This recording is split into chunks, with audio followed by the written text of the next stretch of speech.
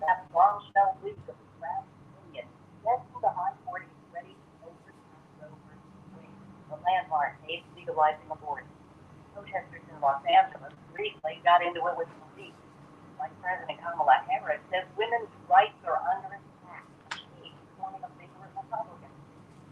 In the riot. A sharp rebuke from Vice President Kamala Harris. How dare they tell a woman what she can do and cannot do with her own body? Harris said if the court overturns Roe, women will be either severe restrictions or a loss of abortion rights altogether.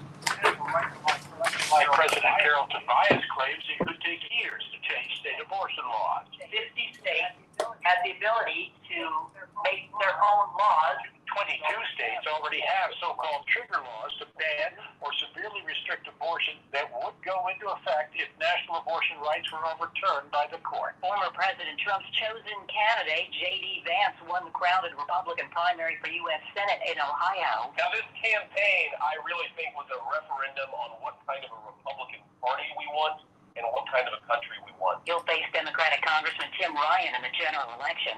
Ryan easily won his primary last night. The European Union is calling on its 27-member nations to ban Russian oil imports because of Russia's war in Ukraine. Russian forces are now pounding towns in eastern Ukraine, killing and wounding dozens of civilians. They started storming that devastated steel mill in Mariupol, where Ukrainian fighters hold up. Here at home, gas is 9 cents a gallon higher today than a week ago. It's $4.22 a gallon. This is AP News. The CDC wants you to keep wearing masks on public transportation. The Centers for Disease Control and Prevention issued a statement Tuesday restating the recommendation that anyone ages 2 and older should wear a well-fitting face mask on planes, trains, and buses, as well as in airports and train stations. That's despite a ruling last month from a federal judge in Florida that struck down a national mask mandate on public transportation. The Justice Department is appealing that decision at the CDC's request. Health officials cited the current spread of coronavirus and future projections. The latest data shows high case counts and an uptick in hospital admissions in parts of Minnesota, Wisconsin, Maine, Vermont, New Hampshire, northern Pennsylvania, and much of upstate New York. Despite the increase, there appears to be little appetite among exhausted state and local officials to bring back indoor mask or vaccination card requirements.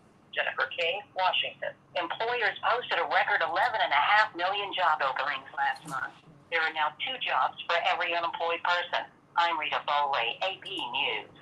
This is 8:20 a.m. WCPT Willow Springs and streaming worldwide at WCPT820.com. We are Chicago's progressive talk. We're facts matter. Now your WCPT 820 Chicago traffic update. And Cicero Austin Avenue is blocked eastbound from Welby to 49 Avenue. Police responding to activity in that area. And over Parker Okay. and Sturridge Road.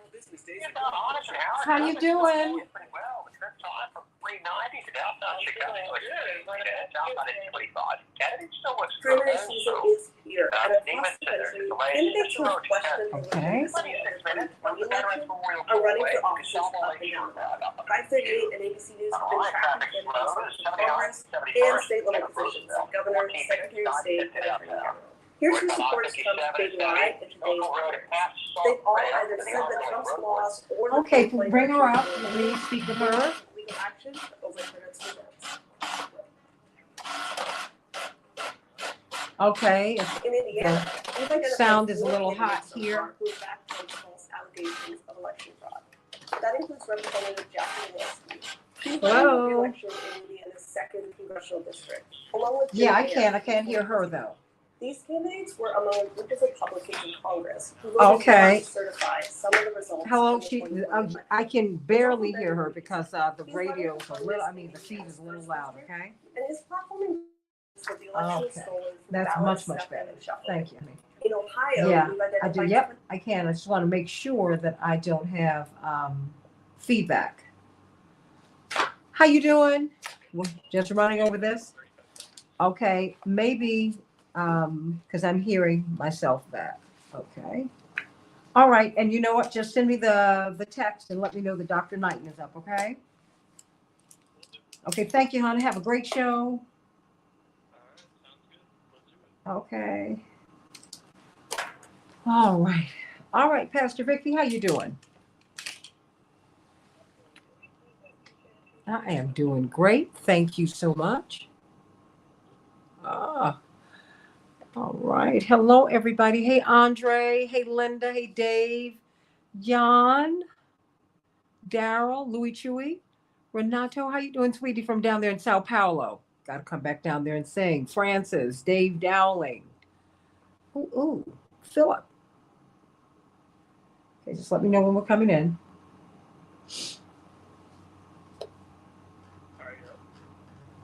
Hey, everybody. Welcome to the Santita Jackson Show. It's Wednesday, May 4th, 2022. I'm Santita Jackson. It's a joy to be with you today. Today, we got to talk about the Supreme Court. Continue to tease this out.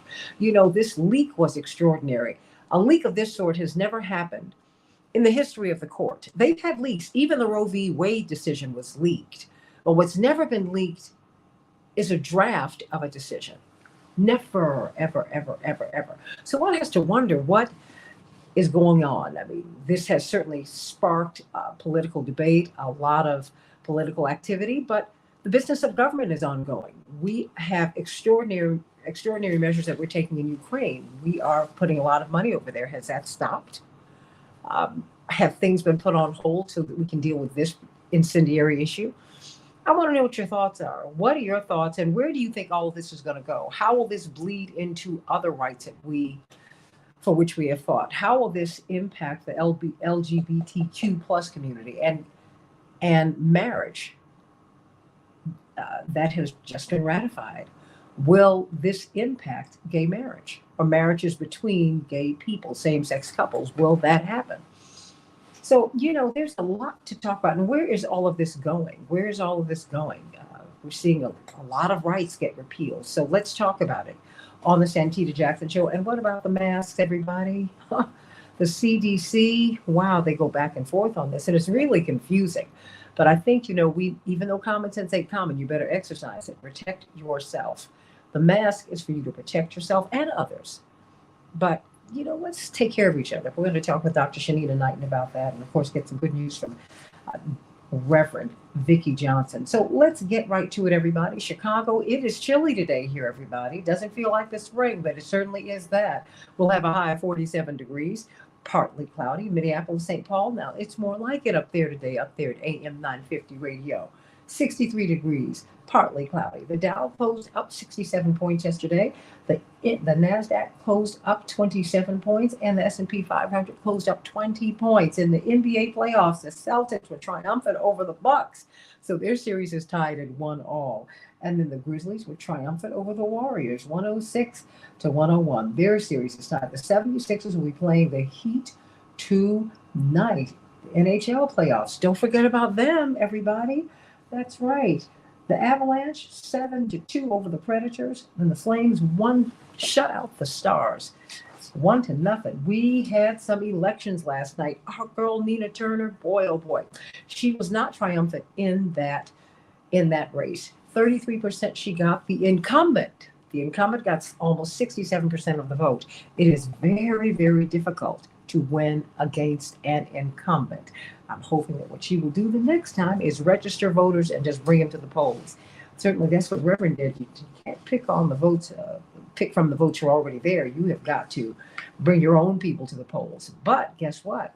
Former President Trump, got a big boost last night. J.D. Vance, the author, the Yale-trained lawyer who wrote the New York Times bestseller, The Hillbilly Elegy, that became a movie. The former never Trumper. Well, guess what? He is now a pro-Trumper, and President Trump pulled him from behind. He was really struggling in his race, and now he is the Republican nominee. What do you think about that? What do you think about that? The GOP aims to flip an Indiana House seat. What do you think about all of that? And President Trump backed another candidate in Ohio who won, Madison Gilbert, former co-chair of the Women for Trump Advisory Board. It was a good night for him all the way around. Former state senator wins the GOP primary for Indiana. There was a lot of activity last night. We are going to be sprinkling some of that in today.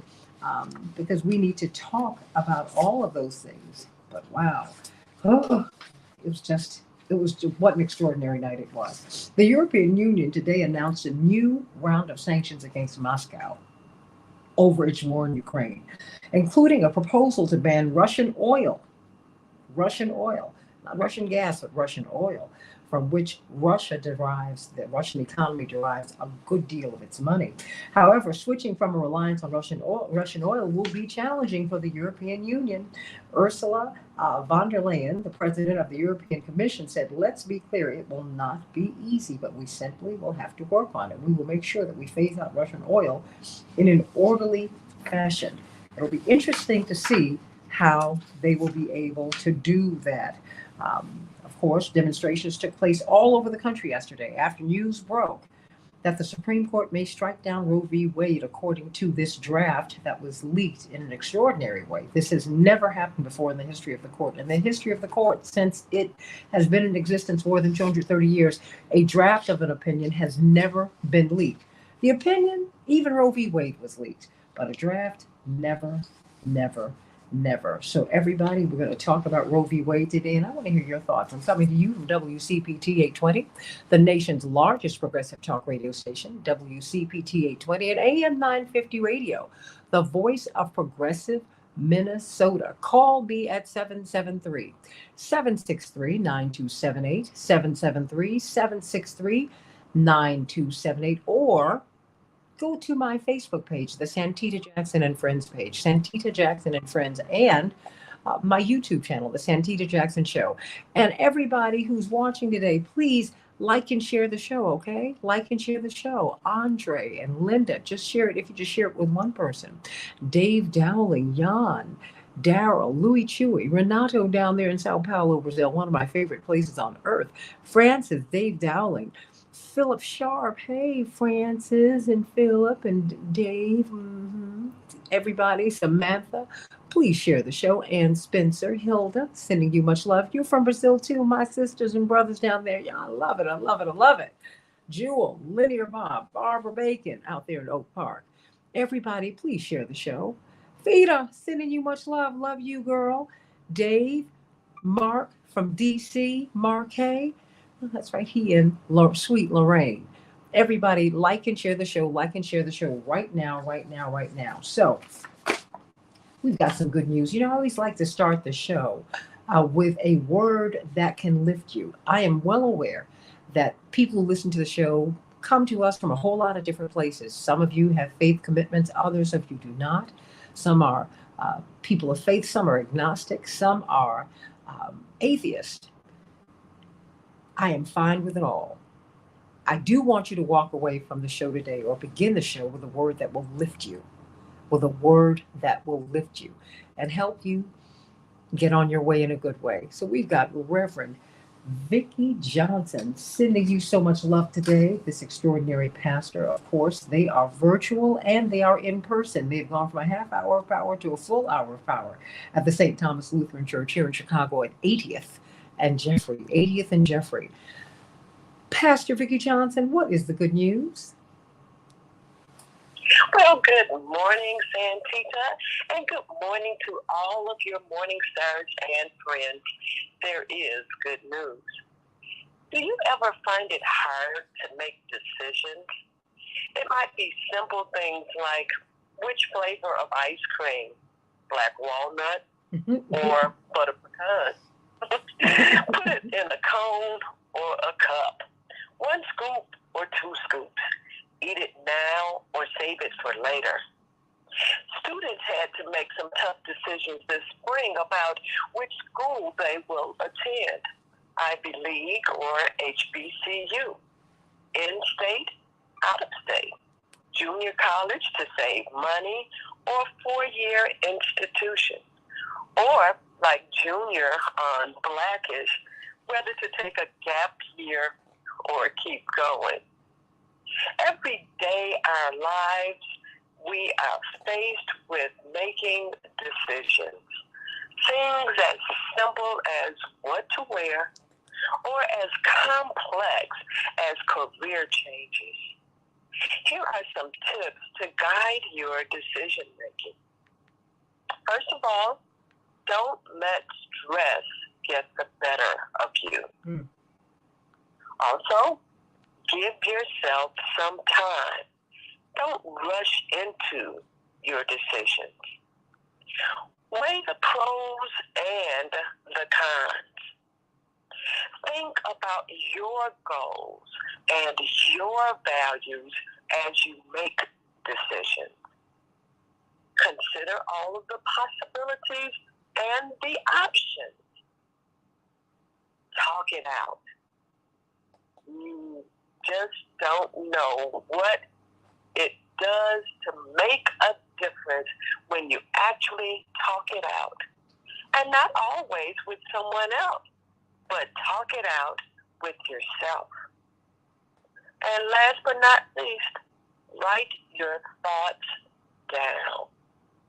Once you have done your work and your decision is made, stick to it and move on. Hardly anything is more powerful than a made-up mind. In the Bible, in James, the 1st chapter and the 8th verse, it says, a double-minded person is unstable in all of their ways. Be stable. Have a made-up mind. Reverend Marvin Yancey wrote a song where the refrain says, my mind is made up. I'm on my way up.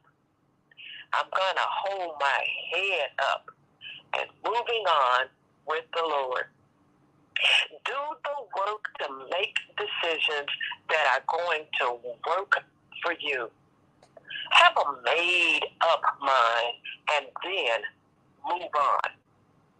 If you will do this, and I believe that you will, then to me, that's good news.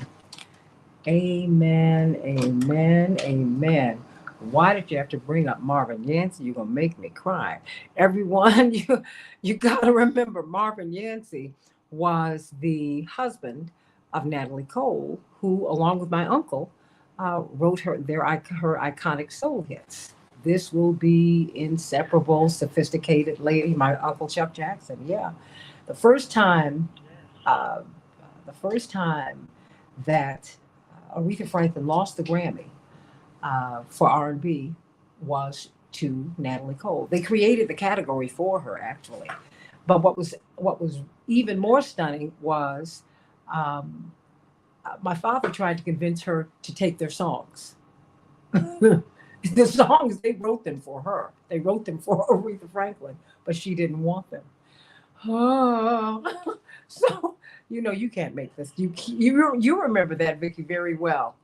Yeah, Uncle Chuck had us up to his apartment, me, Brenda Morgan, and Diane Montgomery, to sing the songs so that they could hear them before they sent them to Aretha.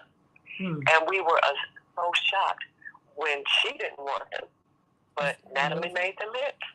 I mean, and now you can't imagine anyone else singing the songs. I mean, it's amazing how these things, and then she became the biggest thing in popular music for about 5 years. And then she had another turn. God was good to her.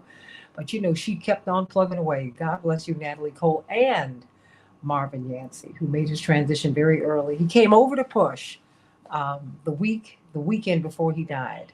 And my mother, I remember calling, because I was in college at the time, and they were, my parents were so excited. I spoke with Marvin on the phone, and my mother said he sang like I've never heard him sing before. And girl, then he died on Friday. But he had done his work. All of us who have known Marvin Yancey were blessed by him. He was one of the most kind, wonderful human beings, truly a minister of the gospel. And that's why you need to hear Pastor Vicki sing, because she sang songs that they sent to Aretha Franklin. So enough said. I don't need to say anymore. There you go. I love you, everybody. Meet her. What time should we meet you on Sunday? 11:45 a.m. each Sunday at St. Thomas Lutheran Church, 8000 South Jeffrey Boulevard, or on our Facebook page with Facebook Live. 1 hour of power. I love it. Amen. And everybody, and wish Brian House a happy birthday. Sending him much love. 68 years young. Hey, Tina Taper from Mississippi, sending you much love. Hey, Sonia. Hey, Barbara Bacon. Hey, y'all today. I'm so glad to be with you. We've got Dr. Shanita Knighton with us. You know what? Pastor Vicki Johnson, stay right here. Because you know what? I'm trying to figure out what's going on with the masks. Even though I wear them whenever I leave my home, I have them on. Now I'm following Dr. Knighton. When I'm walking down the street by myself, I take it off. And it really does, it is, I understand that is, it feels better. You're able to get the air in. But the CDC continues to go back and forth on the masks, and it's very confusing. Very confusing. And I realize that, science is what it is. You're researching constantly. But Dr. Knighton, help us. What is going on? What should we do? Well, I was going to say, Santita, my messaging has been consistent across the board, which has made, at times, has been not necessarily in line with what different leadership has said. So I've been pretty consistent in terms of my messaging and what people should be doing regarding their safety. I continue to bring up the fact that when you are on a plane, train, automobile, you are in a closed-in space, and at times with strangers, okay? These are people that you're not connected to, people that you're not aware of what their status is, but yet you're in a closed-in space. I actually did, I had some mentions in an article last week with Fox News who mentioned, okay, well, the mask mandates have been dropped, now what? And my recommendations were, if I am inside of an Uber and I don't know the driver and the window cannot be let down, I'm wearing a mask. If I am on a plane and that plane has not moved yet, meaning that it's still the same recirculated air. Everybody at that time is typically making their phone calls to their loved ones, letting them know that they're getting ready to fly. They're talking to each other. They're talking to the airline person. The flight attendant. The flight attendant is standing up, looking down over people, which means droplets are being spread that way. My mask is on. So I've been consistent in regards to that messaging about when people should be wearing masks.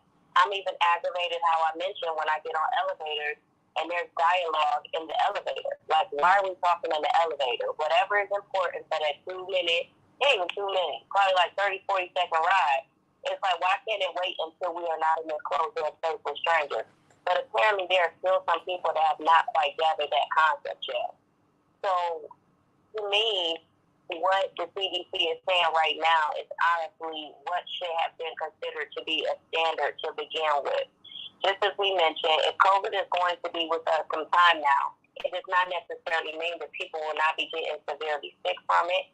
It still does not mean that the strains are still not changing. I continue to bring up that the Hong Kong flu was around in the 1960s and it just became untraceable in 2017. So these things take time, and they take a lot of time. They take generations, in fact. And so it's concerning to me that the way things are being rolled back, as if this, infectious disease does not exist, as if there won't be other infectious diseases. It bothers me that we're not trying to figure out ways for us to do better practices that can protect us all. So we're not having to trace where the pandemic started, because we already know that because the majority of people are doing preventative measures, then things won't get as bad as what they could have been. These same protective measures, again, I mentioned, are taken inside of hospital facilities. And the reason why a lot of people do not hear about a lot of these infectious disease outbreaks is because there are people such as myself that are making sure that these infectious diseases do not reach the masses. And so I tell people infectious diseases is just one ride away. It's one plane ride away. It's one train ride away. It's one car ride away. We are way too mobile and too global at this point for us to not be doing preventative measures when we are around strangers. Everybody, I have to tell you, indeed, when I contracted COVID, I had been on the road. I'd been in New York the week before, and no safety protocols were being observed. I mean, my hotel was like a convention center. People were packed. You could wait 30 minutes to get on the elevator. Seriously. I mean, it was just a whole lot. And it was just, everything was just dense.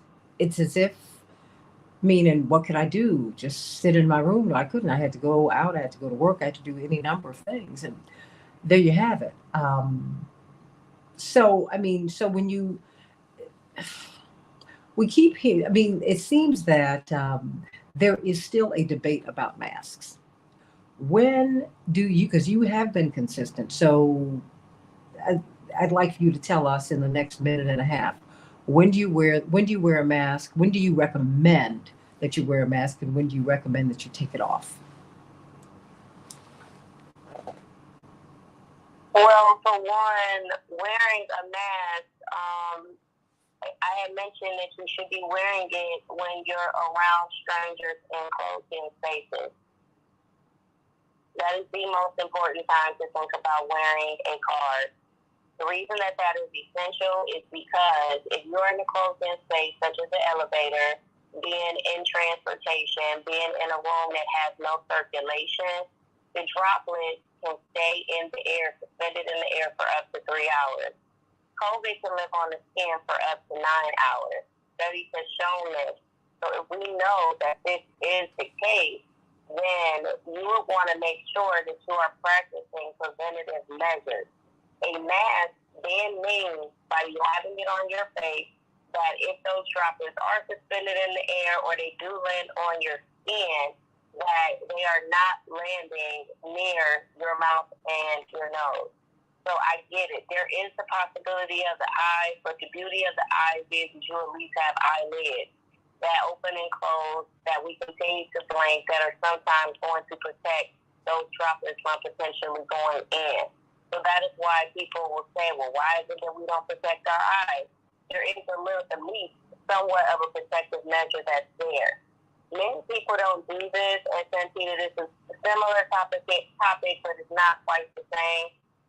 A lot of us, when we leave a location, never think about wiping our face. Mm-hmm.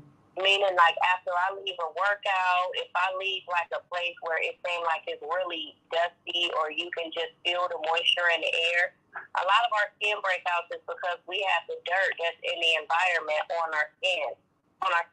Mm-hmm. The best way to think about it is, if your home gets dusty, and you literally were to clean your face, that dust is already going to be on your skin or in your pores, which is why people end up having skin outbreaks.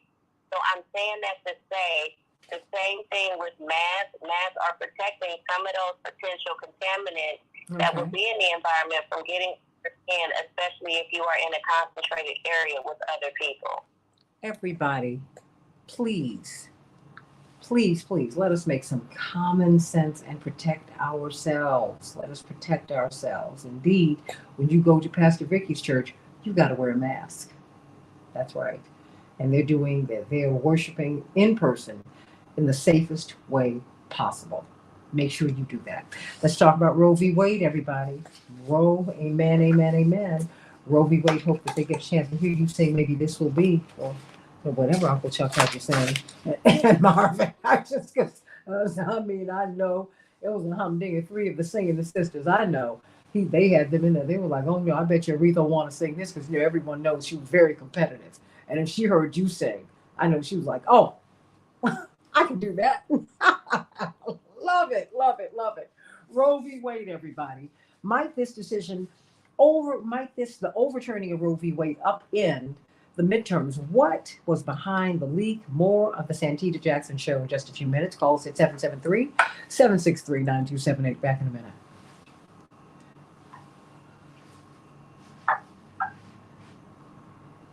Santita, you threw me off the devil yesterday. What you say? I said, you threw me off with that one yesterday with the Roe v. Wade. Oh, babe, I'm so sorry. I did not mean to do that. Listen, it's such a loaded question. You get what I'm saying? Because I've always been conflicted, and I'm going to be honest. Meaning, like, I supported Planned Parenthood. I'm in a city where literally it seemed like almost like every week, like some woman was killing their kids, being honest. Had some infected because they were trying to use a coat hanger because they couldn't afford an abortion, right? Which is why, like, you know, some of these tests didn't show up to be funded so that to be able to alleviate that. But then you also look at the population, right, and you think about the notion of, like, what's called eugenics, and you think about the fact of population control when it came down to certain populations, and the fact that the Black community has not grown in numbers. And we're looking at numbers that what we were looking at, even though there's been a lot of like mixing of races, right? We're still looking at some of those same statistics. And so for me, it's a challenging topic that I just don't think it's ever black and white one. So it's really no way to kind of like slice it because it's a situation of depending on who it's coming from, the good outweighing the bad, and doesn't make sense. No, I hear you. I feel the same conflict, quite frankly, because you know I said this and I said this on the air. I personally would not choose abortion, but then too I come from a family where, you know, that was just, I come from a background that, you know, it just, abortion just never sat well with us, even though, I mean, and I hear it from people all the time. They're like, do you know what your father said about abortion? I'm like, honey, I grew up with him. Trust and believe I know that. And my father was conceived and born out of wedlock. And so that is something that even at 80 years of age, and Pastor Vicki knows this, he lives with that to this day. It's something that is, quite frankly, that's profoundly hurt him. It's hurt him very deeply. And, you know, because he was also raised by his grandmother and mother, you know, and he was profoundly grateful that my grandmother did not abort him, all of that. But the fact is, you know, it's the history is much more complex than that. And I think that we have to have, you know, the thing is, we're not from a pro-family society, Shanina. You know, we don't give people, we do not provide for people. We don't provide prenatal care. We have the worst, you know, Black women.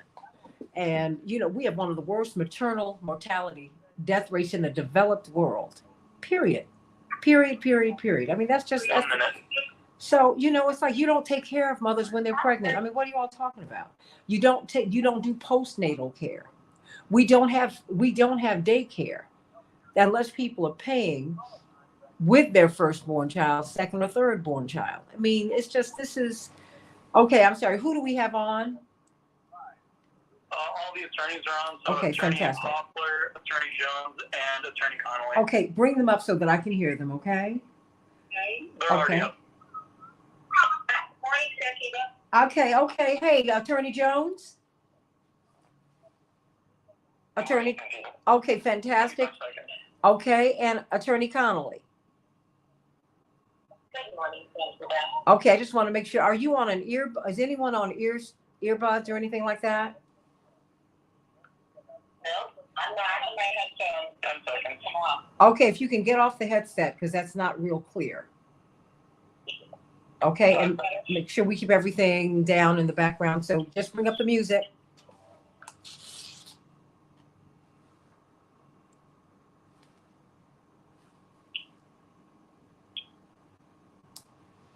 Okay. I did not hear my theme music, but I guess it is there. This is the Santita Jackson Show on WCPT 820, the nation's largest. Okay, all right, let me know, because I'm not hearing anything. Hey, everybody, welcome back to the Santita Jackson Show, Wednesday, May 4th, 2022. I'm Santita Jackson, coming to you from WCPT, the nation's largest progressive talk radio station. and AM 950 Radio, the voice of progressive Minnesota. Call us at 773-763-9278, 773-763-9278. And all of my morning stars, meet them on the Santita Jackson and Friends page. That is my official page, everybody. I'm still getting a lot of requests on Santita Jackson. Please don't do that. Please go to the Santita Jackson and Friends page. I can answer you there. And they're cutting people off and they're flushing people off that page, and it grieves me so, but that's what they do when you get to a certain number on a personal page. And you can't get another page until you get a personal page. So there it is. And if you would, please, everybody, get over to YouTube, to the Santita Jackson Show YouTube channel. Let's talk about on Brian House's birthday.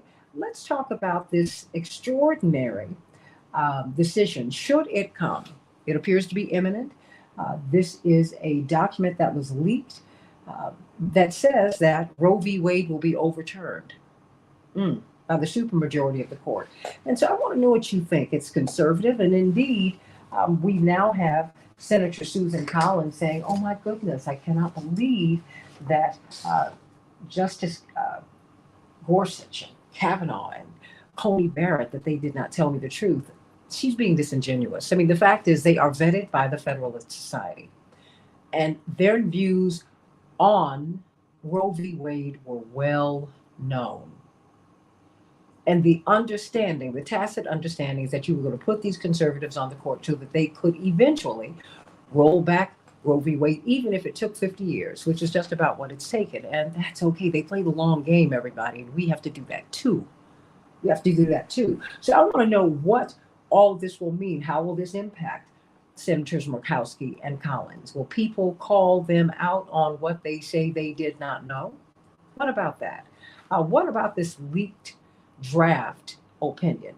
It's a leaked draft opinion. Who leaked it? Why did they leak it? The first time in the history of the court that a draft has ever been leaked. Even the Roe v. Wade decision was leaked. Yes, it was leaked. The decision itself. Just before it was handed down, but never a draft. And this draft has been leaked in a particular context, as people are now beginning to raise questions about the monies that we're sending to war. Because we are in a war, make no mistake about that. There's a lot going on here, and I want to put all of that stuff out there so that we can look at all of the moving pieces, so that we can be clear on what we're looking at here. How will this decision, should it come down, impact LGBTQ plus rights? Will this open the door for the overturning of marriage between same-sex couples?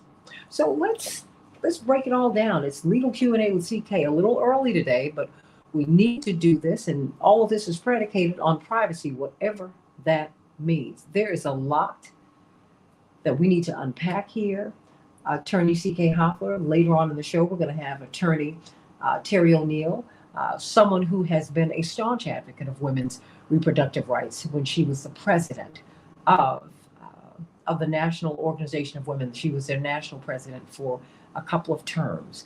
And then we're going to have Sun Young, Choi Morrow, one of the leaders in our Asian American community, who's going to talk to us about what she sees. We're looking to broaden and get more and more people out here on our show so we can hear from everybody. So Attorney CK Hoffler, I want you to tell me what happened.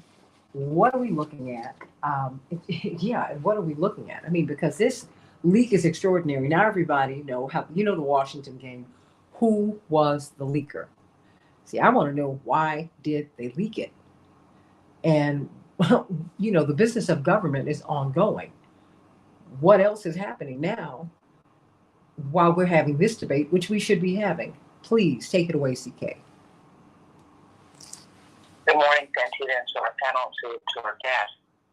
This is probably one of the most significant events in the history of the United States relative to disputes, relative to the courts, relative to certainly the U.S. Supreme Court, which is our highest court in this country. It's significant because there should not have been a leak. There should not have been a draft leak of an opinion. And because of where we sit at this time in history, it's even more significant. And what do I mean by that? Well, right now we are seeing a very well-orchestrated well-orchestrated effort by conservatives to turn back the clock of time in terms of women's rights, in terms of voting rights, in terms of civil rights, in terms of policing reform. That's where we are. We have to look at this in the context of where we are, because this is much broader, much bigger, much more significant than the elimination of Roe v. Wade. But the elimination, the striking of Roe v. Wade is going to be devastating for women on so many levels. It doesn't matter if you believe in abortion and think it's good or not. That's not the issue. It was one of choice. It's one of choice. And it is going to be devastating. We just limit the discussion preliminarily to striking Roe v. Wade. And what that is going to take us back into the dark ages. But we can't stop there, because this draft opinion becomes the majority opinion for the U.S. Supreme Court. The impact, in fact, we know the impact already, potential impact. There are states that have already signed into law, governors holding the law up like a prize, banning abortion, limiting abortion, restricting abortion, in anticipation of this opinion. And the way that, because what it will mean is, when it comes to women's reproductive rights, when it comes to a woman's right to choose to terminate a pregnancy, it could be because she's a victim of incest, because she's been raped, or because of something, I don't know what's more heinous than being raped and incest, but there could be circumstances that are worse. That she, depending upon what jurisdiction she's in, the states are going to control what her rights are, what she can and cannot choose as it relates to terminating that pregnancy. The state, the government, in essence, elected officials, because the elected officials are the ones that are going to propose and are going to put forth legislation that will determine if, when, how, if ever, a woman can choose her right to terminate pregnancy. And some states will be more draconian, more severe, more oppressive than others. There are already 13 or 14 states, maybe 15 today, as of today, that already have in place these laws. All they're waiting for is a federal mandate. All they're waiting for, when I say federal mandate, is for the U.S. Supreme Court to say, all right, you can do it. And they will do it. It's already in place. So the turning back of time has already happened, but we can't stop there with this analysis, Santita, because it's not just a woman's right to choose as it relates to her body, reproductive right, her body, her own body. It's not just that the government is intervening in. There's a significant, as you said earlier, privacy issue on two levels. When you have the intervention of state and medical decisions, very significant medical decisions, to me, they're a HIPAA issue. And I say that because I'm a trial lawyer and I try medical negligence cases and other opioid litigation. So there are privacy issues on that level. But that's not the level that is concerning people as much. Because the exact same analysis used in this draft opinion to eliminate a woman's right to get an abortion could, and likely will be used to ban same-sex marriage. Hear me now. The exact same constitutional analysis that is used, and that has been used, for the elimination of Roe v. Wade will be, and could be in the works. Certainly there's a case that's going to go up to ban same-sex marriage. Let us remember historically 2013, when Shelby County versus Holder, the majority opinion on that case, that restricted voting rights. And today, the voter suppression that we see today and that we've seen since that opinion in 2013 is because of the stripping of the protections that the Voting Rights Act afforded, and it put the power in the hands of the state to determine how elections would be run. To completely without allowing the protections, the preclearances, and other things that the Voting Rights Act had in place to protect the least of these minorities from being discriminated at the polls. Let's not forget people were killed for the right to vote. So what I'm saying to you, Santita, from a legal standpoint, from a legal analysis standpoint, from a constitutional standpoint, we are in deep trouble in this country. We saw what it means. We are 2013, a decade later. There are more severe voter suppressive laws that were passed as a result of Shelby County versus Holder. As a result of this case, if this opinion does go through, if it's a majority opinion, even if it's watered down a little bit, the impact to eliminate Roe v. Wade, it will send women into the back rooms. Because if you are desperate, if you have been raped, if you have an unwanted pregnancy for whatever reason, you're going to do what it takes to get that abortion. Now, if you're a person that means, you don't worry, because you're going to fly wherever, another country, wherever, and get that abortion. Your doctor, there are always going to be high-end doctors that take care of high-end patients, and that will take care of it, legal, illegal, or not. But it is the least of these women in Black and brown communities and poor women who don't have the means to jet off to another state, to drive to another jurisdiction, to get their driver to take them to get an abortion, who are going to suffer. Because if they're desperate enough because of the impact of this unwanted pregnancy, incest, rape, and things like that, they will go in the back room like it used to be. In the 1800s, 1900s, when women were being raped on slave plantations, doing whatever it took if they could to get rid of that child. They will do that because they feel they have no choice. And those women may die. They may die. So, Santita, this is, forgive I don't mean to raise my voice, but this is really, really devastating. If you are a woman, you should be really concerned. It's not about the fact whether you agree with abortion or not, but you should be really concerned. Because this opinion will take away your right to choose. There's nothing like feeling helpless, more helpless, than feeling that you don't have the right to choose what happens to your body. That's a sense of helplessness, hopelessness, despair. That's what that is. If you're a man, you should feel concerned about it. Because what happens in a family unit for a woman is going to impact the entire family. If you are someone who is conservative, you may be clapping right now for a moment, because this is certainly a victory for conservatives. But the fallout is going to be significant on so many levels. This is staged, it's perfectly executed. I don't believe it was an unintentional leak, it was intentional. It benefits so many people to have this leak. We have midterm elections. This is going to be the issue that's going to determine who's going to be in office and who's not going to be in office. Mm-hmm. Why? Because the state legislators are going to be the ones who are going to draft or pass. They're going to have to articulate their position on this. Do you believe in a woman's right to choose to terminate a pregnancy? Yes or no? And depending upon their answer, the voters will vote for them or not vote for them. Number one. Number two, we see President Biden has taken a very strong position, saying this is atrocious. A lot of other words he's using. Mm-hmm. Saying this is absolutely unacceptable, inexcusable. He doesn't have the vote to get Congress to pass something. He's looking at executive orders. What can he do as a president? This is an issue and the leakage designed to impact, at this time in history, the midterm elections. The stakes are high. Let's make no mistake about this. It is not by coincidence, not by happenstance. So, Santita, we are in very troubling times. Worse than before, because the analysis that the U.S. Supreme Court has used will be used to strip people of other fundamental rights, privacy rights in this country. Sure. And trust me, the case is already in the pipeline for them to consider.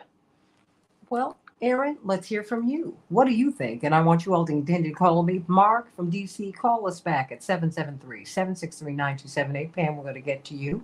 773-763-9278 as we talk about Roe v. Wade. Aaron Connolly, Attorney Aaron Connolly. Your thoughts. Good morning, Santita, and thank you to CK Hoffler for that amazing and passionate summary of what's at risk for the entire nation, not only with regards to abortion and reproductive rights, but the general right to privacy that we've been able to count on through a stare decisis in trusting our Supreme Court to uphold cases that are already settled and deciding similarly factual cases the same way. And that's what we've counted on with Roe, and now they're dismantling this. So it's terrifying from a legal and a personal perspective. As a community activist in the healthcare space for many years, we thought that this fight was, always going to be ongoing, but that principally the big pieces were decided when we defended the ACA. And to see states roll it back was an obvious concern. We see states like Mississippi, Tennessee, putting these restrictions on that brought this case back to the Supreme Court. And so community groups were ready and preparing for this for the last 5 years.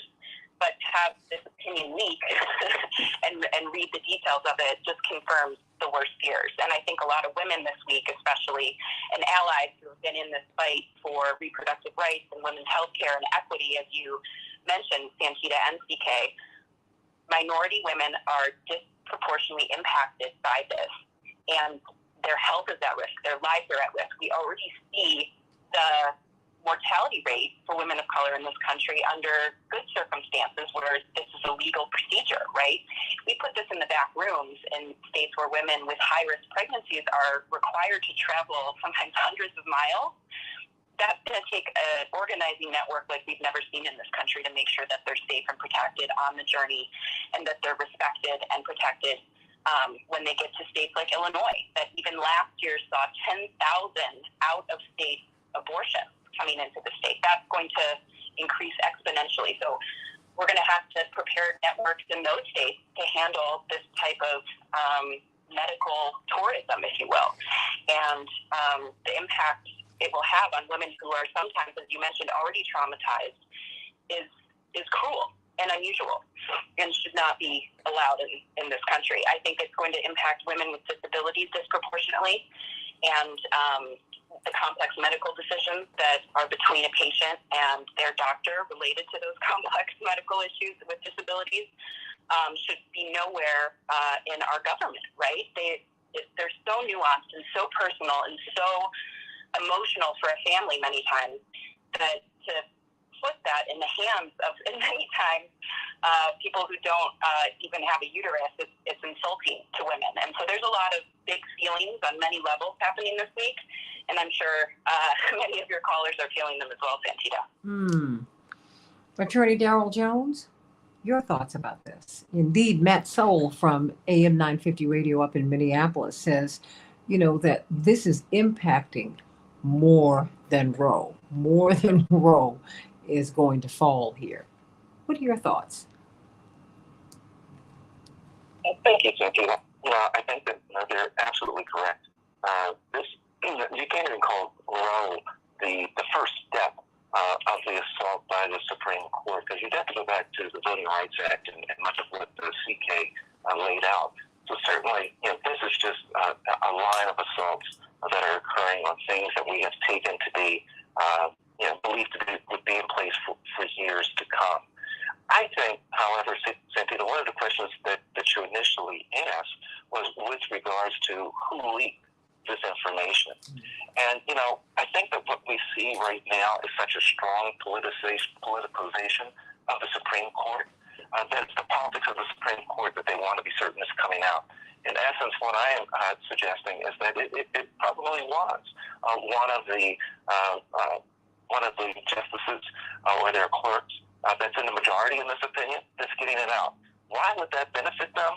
Well, it would benefit them because what they're trying to show, in my opinion, is that they're trying to show the folks that supported the conservative movement, those that supported the members of Congress and Senate, that their investments are being paid off, the dividends are being paid off of the investments of going with these conservative justices.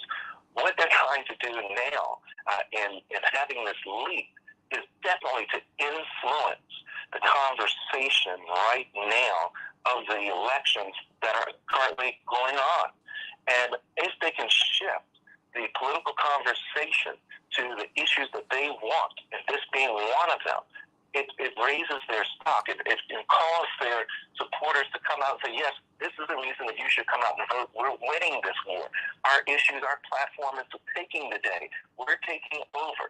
In addition to that, you then add on, make it more difficult for particularly Black and brown people that are in the southern states to be able to access the right to vote. So we're trying to suppress their vote and then increase our value. Your investment is paying great dividends is the message that's being sent out from the Supreme Court with regards to the politicalization of all of this.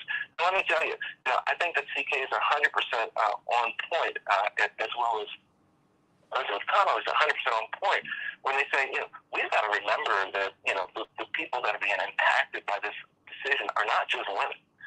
Because you're also going to have men that are being impacted by this decision. And we need to be as concerned as our women with regards to having the liberty to decide what to do with your body. And once we get to the point that, if you're of the mindset that you should somehow be, controlling of someone's body, that's just a horrible place to be. Whether you're pro-choice, whether you're pro-life, I think that the basic foundation of the ability to have the liberty to control what to do with your body is something that everyone should be able to stand on. It. You should have that right to make that determination. You can be pro-choice, you can be pro-life, but give the person the opportunity to make their own decision as to what is right with their body. This decision is just really scary on so many levels. When you focus on and I want to say this because folks tend to miss this piece. I haven't heard it discussed very much. There is also a level of racism that's located within the opinion, because when they start talking about all the Black fetuses that have been aborted, that this was really focused on trying to save these Black fetuses that are being aborted, talking about eugenics and trying to equate it to try to almost like a racial cleansing that went back through the eugenics that were trying to stop Black pregnancies and all this Black births and all this other stuff. They're hiding now behind this lens of racism. So, we're trying to address and be certain that we save these Black bodies now. It's not just about white bodies, it's about Black bodies. So there's a level of that that's also thrown in expressly in the draft opinion. As it makes it to the final opinion, we don't know, but we know in the draft opinion it's there. And these are the things they're trying to hide behind. And so it's very concerning with regards to where this court is taking the country and what the court is giving the states the power to do. The guardrails of protecting those rights are being knocked down, run over, and allowing the states to do what they want to do. And that's very concerning. And we all ought to be concerned. And I want you to call us at 773 Pam. I promise you we're going to get to you. Call us at 773-763-9278. Aborted babies. What about aborted dreams? We abort children once they get here. We abort them before they get here because we don't give their mothers prenatal care. We abort them after they get here because we don't give them postnatal care. We abort them because we don't provide adequate daycare for them, adequate public education for them, equal access to equal high quality education and health care. We don't guarantee that people have a floor beneath which they cannot fall. We're not pro-family, we're not pro-life. This is about something else. Because if we were pro-family and pro-life, we would provide the basics for people. And anything extra you get, that's on you. But the basics, my pastor said, I've never seen God make a mouth he couldn't feed. And yet people are starving. Think about that, everybody. More of the Santita Jackson Show in just a few minutes.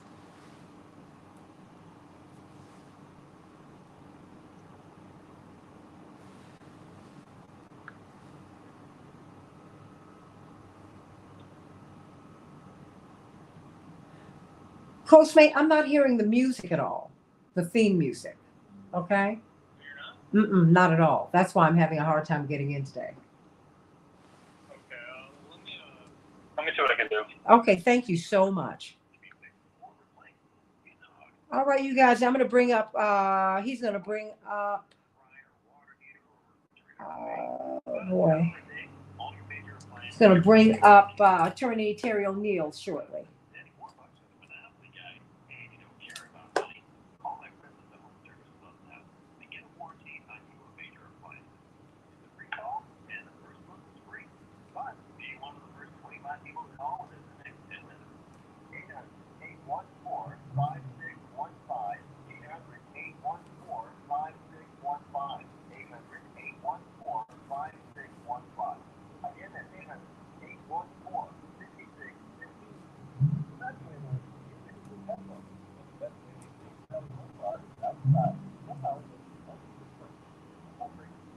Okay, you guys, you all can talk. I'm just doing some writing. You know, I've got a lot of things I'm doing in between the breaks. Okay.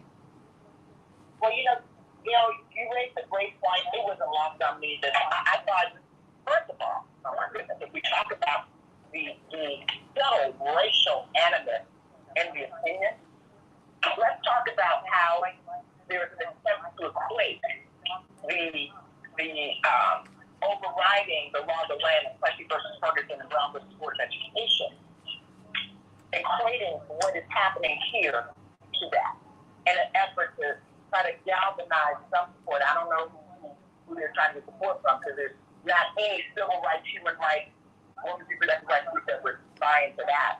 But just the notion and the complete disregard and disrespect by talking even about, this is an completely saving black women.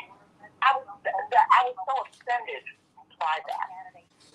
People don't talk about that, but that is very offensive. Very offensive. Attorney O'Neill is up. Okay, great. Everybody say hello to Terry O'Neill. Hi, Terry. Hi, hello, Terry. That's right. Terry O'Neill, we've got Attorney Aaron Connolly, Attorney Darrell Jones, and of course, Attorney C.K. Hoffler. Terry was so upset that I couldn't rouse her out of bed at 4:00 in the morning yesterday. It was at 3. I was trying. Well, I mean, you've worked so hard in this space for so long, Well, this opinion takes the wind out of your sails and takes your breath away. For me. I had to do things that I do regularly, but in a different way. I had to pray for just calm for me personally. Just be calm so that you can articulate a thought and opinion. It's to me just that awful. Just that awful. Well, you know what? It's got us up and about. I mean, the upside to me is that it has awakened a lot of people. The price of liberty is eternal vigilance. And we forget that. Every time you win a right, you have to fight like the Dickens to hold on to it. Rights are not given to you, you fight for them. Period. And that is something that we have got to learn. I will tell you, the right wing, they understand it. And maybe because they have painted themselves as the patriots who won the revolution and all of that. No, we all won that revolution. Thank you, Christmas addicts. We all did that. And I think that we have to have a new approach and fight. That's why we're going to begin to pull progressive media together, because we're not organized in the same way that the right wing is. They meet every week without fail. Even Rush Limbaugh had talking points. Yeah. Sean Hannity, Geraldo, all of them. And they go on and take the talking points and they kind of massage them so that they come through their voices. But they know what the agenda is every single week.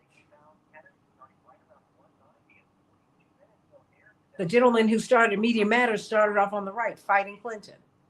And when he wrote his book, talking about his time on the right, he came out and said, this is what we do. He laid out exactly what they do.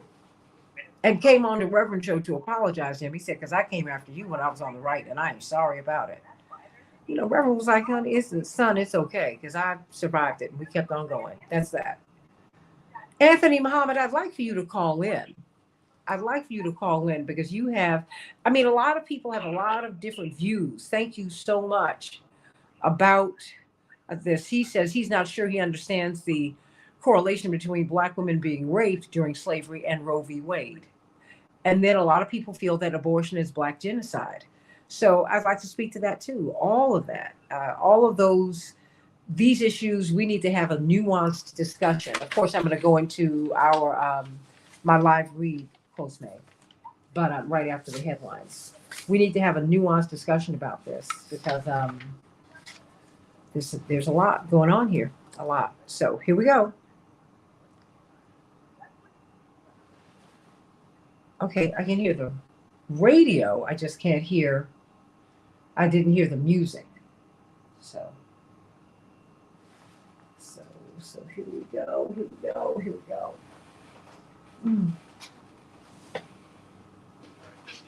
Okay, thank you, hon.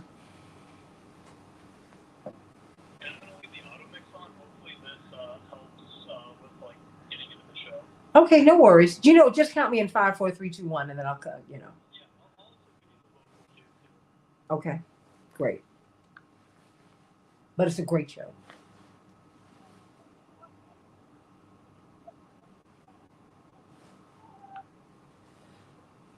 Yeah. It's not loud enough.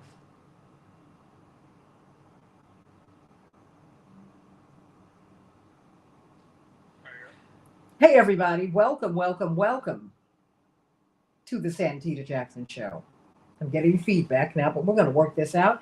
The Santita Jackson Show, WCPT 820, the nation's largest progressive talk radio station, AM 950 Radio, the voice of progressive Minnesota.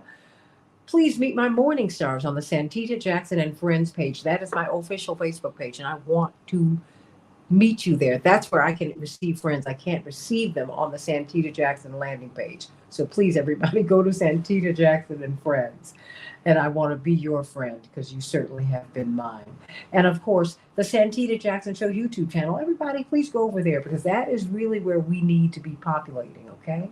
So happy birthday, Brian House. Everybody's been giving him much birthday love. We're sending him much love today. 68 years old today. That's right. God's giving you length of years, and that's a great thing. God bless you. All right, everybody. We're talking about Roe v. Wade on Legal Q&A with CK. C.K. Hoffler, Attorney C.K. Hoffler, immediate past president of the National Bar Association. She's joined by the former national president, the past national president of the National Organization of Women, Attorney Terry O'Neill, civil rights attorney Terry O'Neill, someone who's been one of the staunch advocates for women's reproductive rights for years and years and years. So I know that this imminent decision has got to grieve her greatly. And so she is with us today. Attorney Erin Connolly, great political organizer. And got to talk about it. Attorney Darrell Jones, got to talk about it. Transformative Justice Coalition. Indeed, you are the chair of that. And of course, Attorney C.K. Hoffler is the chair of the Rainbow Push Coalition. And we do hope that you will join us at our convention. Morning Stars, meet us over there because we're going to have a picnic. I think that's Saturday. And I want to see everybody there. June 18th through the 22nd, it will be at the South Shore Cultural Center. Everybody go to rainbowpush.org. Rainbowpush.org. Matt, you should come on in from Minnesota. We're going to have a good time.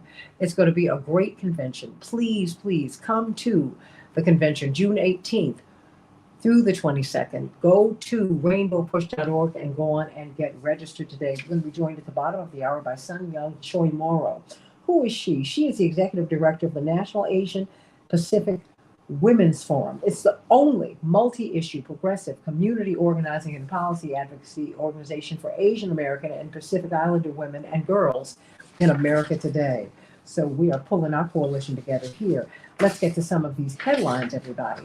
Last night was election night in America. And guess what? President Trump's people came on through, everybody. J.D. Vance, New York Times bestselling author of the Hillbilly Elegy.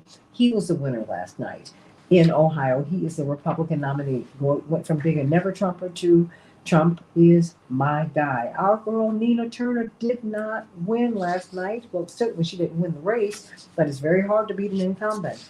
And so we will continue to look for developments in what she plans to do politically moving forward, everybody. Let us go to what's happening in Ukraine. The European Union today announced a new round of sanctions against Moscow over its war in Ukraine, including a proposal to ban Russian oil. However, switching from a reliance on Russian oil will be challenging for the European Union. We'll see how all of that works out. Primary elections have been held. We're talking about that, but not just in Ohio, all over the country. We are in 2022. What you need to do, everybody, is find out if you have been purged from the voter rolls. And you need to get registered to vote. And we need to encourage all of our high school seniors to get registered to vote now. Honestly, whatever party they register to is fine with me. I want them to become civically engaged. That, to me, is the real thing. You can't call yourself a real citizen if you opt out of the system that elects your representation, everybody. So, everybody in Chicago, we're going to have a high of 49 degrees today. It will be partly cloudy. Minneapolis, St. Paul, a high of 63 degrees, partly cloudy. The Dow closed up 67 points yesterday. The NASDAQ closed up 27 points, and the S&P 500 closed up 20 points. Well, we're in the NBA playoffs, and they are exciting. The Celtics and the Bucks are tied 1 win apiece. The Celtics won last night, 109. The Bucks, 86. The Grizzlies and the Warriors are tied 1 game apiece in their series. The Grizzlies 106 last night. The Warriors 101. And the 76ers will be facing the Heat. NHL playoffs time, everybody. The Avalanche were triumphant over the Predators 7-2, and the Flames shut out the Stars 1-0, everybody. You know, we've been looking at financial freedom. Financial freedom. We all need it. Many of us are struggling. Most Americans are struggling. We can't even pull enough money together for an emergency room visit in a pandemic and before the pandemic. So if you don't have any credit, if you need to build your credit, if you need to rebuild your credit, if you have debilitating credit card debt, a lot of people do, we need to pay all kinds of bills, including our grocery bills with our credit cards. If you're trying to purchase a new home, if you want to refinance your existing home, if you want a VA loan, if you want to understand what the reverse mortgages are, and if you should get one, you need to call Team Hochberg at 855-56-DAVID. 855-56-DAVID, or go to 56david.com, 56david.com. Now, when you get there, they're going to give you a free reading, a free consultation. You tell them exactly what your issues are, and believe me, they've seen and heard it all. And they've resolved all the issues too. Where other people tell them no, where other companies tell you no, they find the good yes for you. You have Chuck, who's a Navy veteran. He and his wife married for years and years and years, retired, but barely making it on their pensions.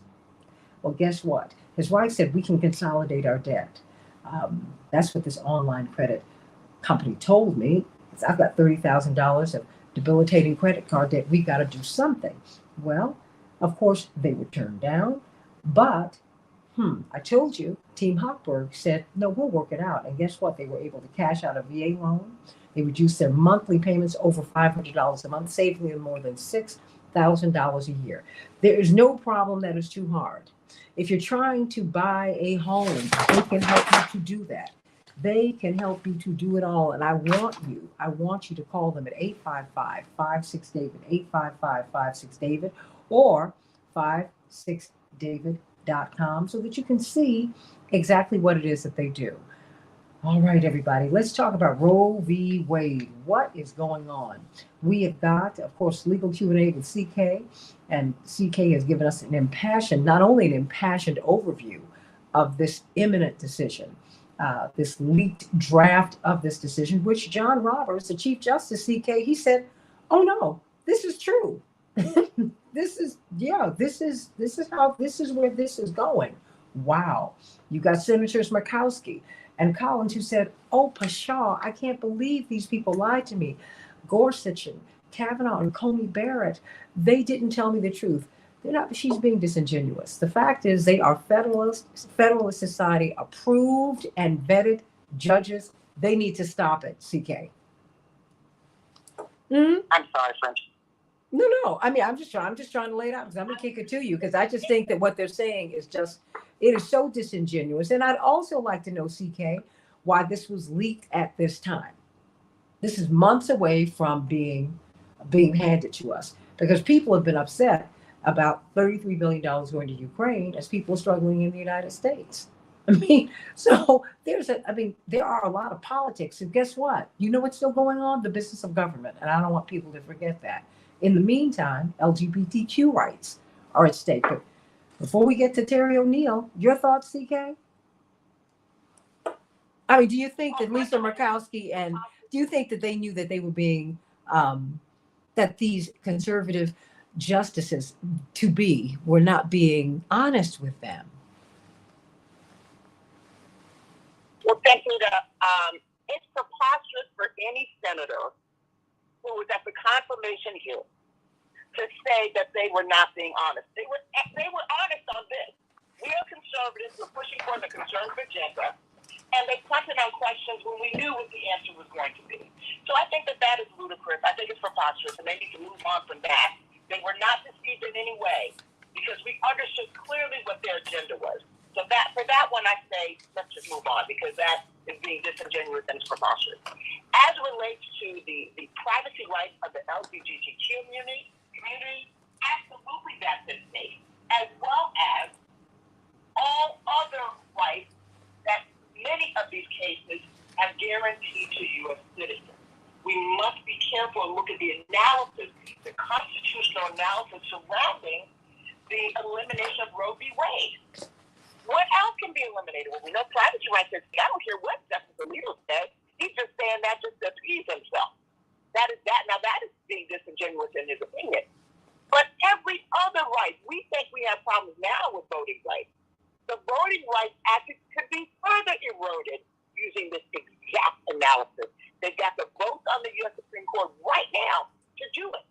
So we should all be very concerned. I remain focused on the concern of everyone. Conservatives should be concerned because what goes around comes around.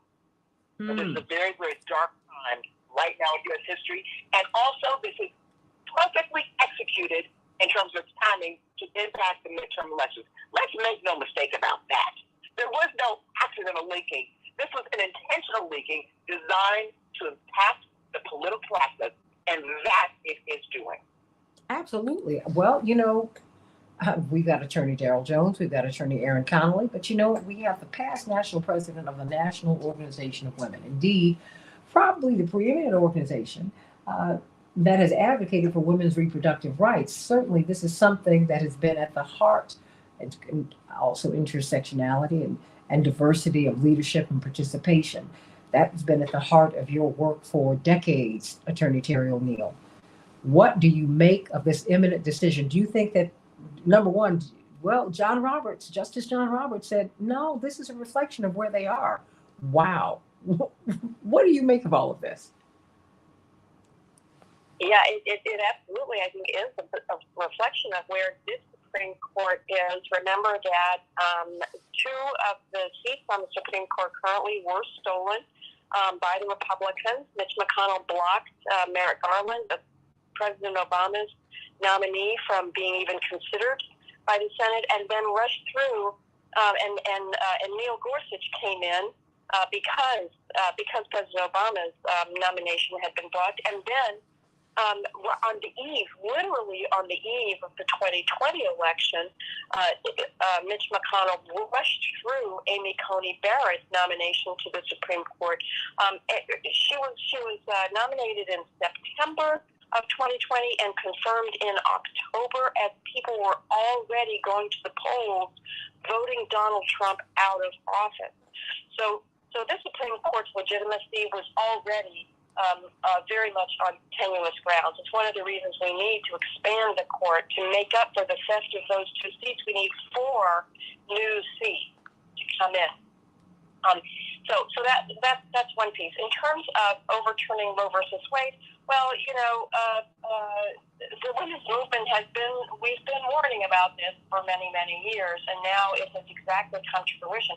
One of the things that I think people really need to wake up to is Justice Alito's justification for overturning Roe versus Wade. Here's the justification in a nutshell. Women never had any constitutional rights in this country. And if you're an originalist, you will confirm that women should never have any rights in this country. That is what Alito is in a nutshell saying. He also goes on and dramatically deceives and misstates the actual history of abortion care in this country.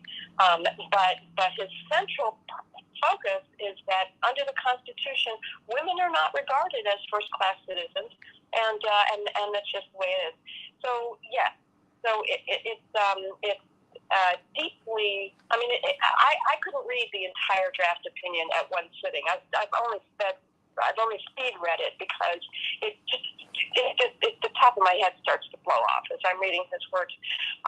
But Santita, I think the other piece that we really have to understand is this, and what I'm seeing right now around the country is coalition work. Why? Because the way this draft opinion is written, same-sex marriage is next on the chopping block. In fact, Lawrence versus Texas, the decision that struck down anti-gay, the fundamental anti-gay laws, and said that the right to be who you are is a fundamental constitutional right. That's on the line next. And affirmative action is on the line next. Let's face it, affirmative action those words don't show up in the Constitution either.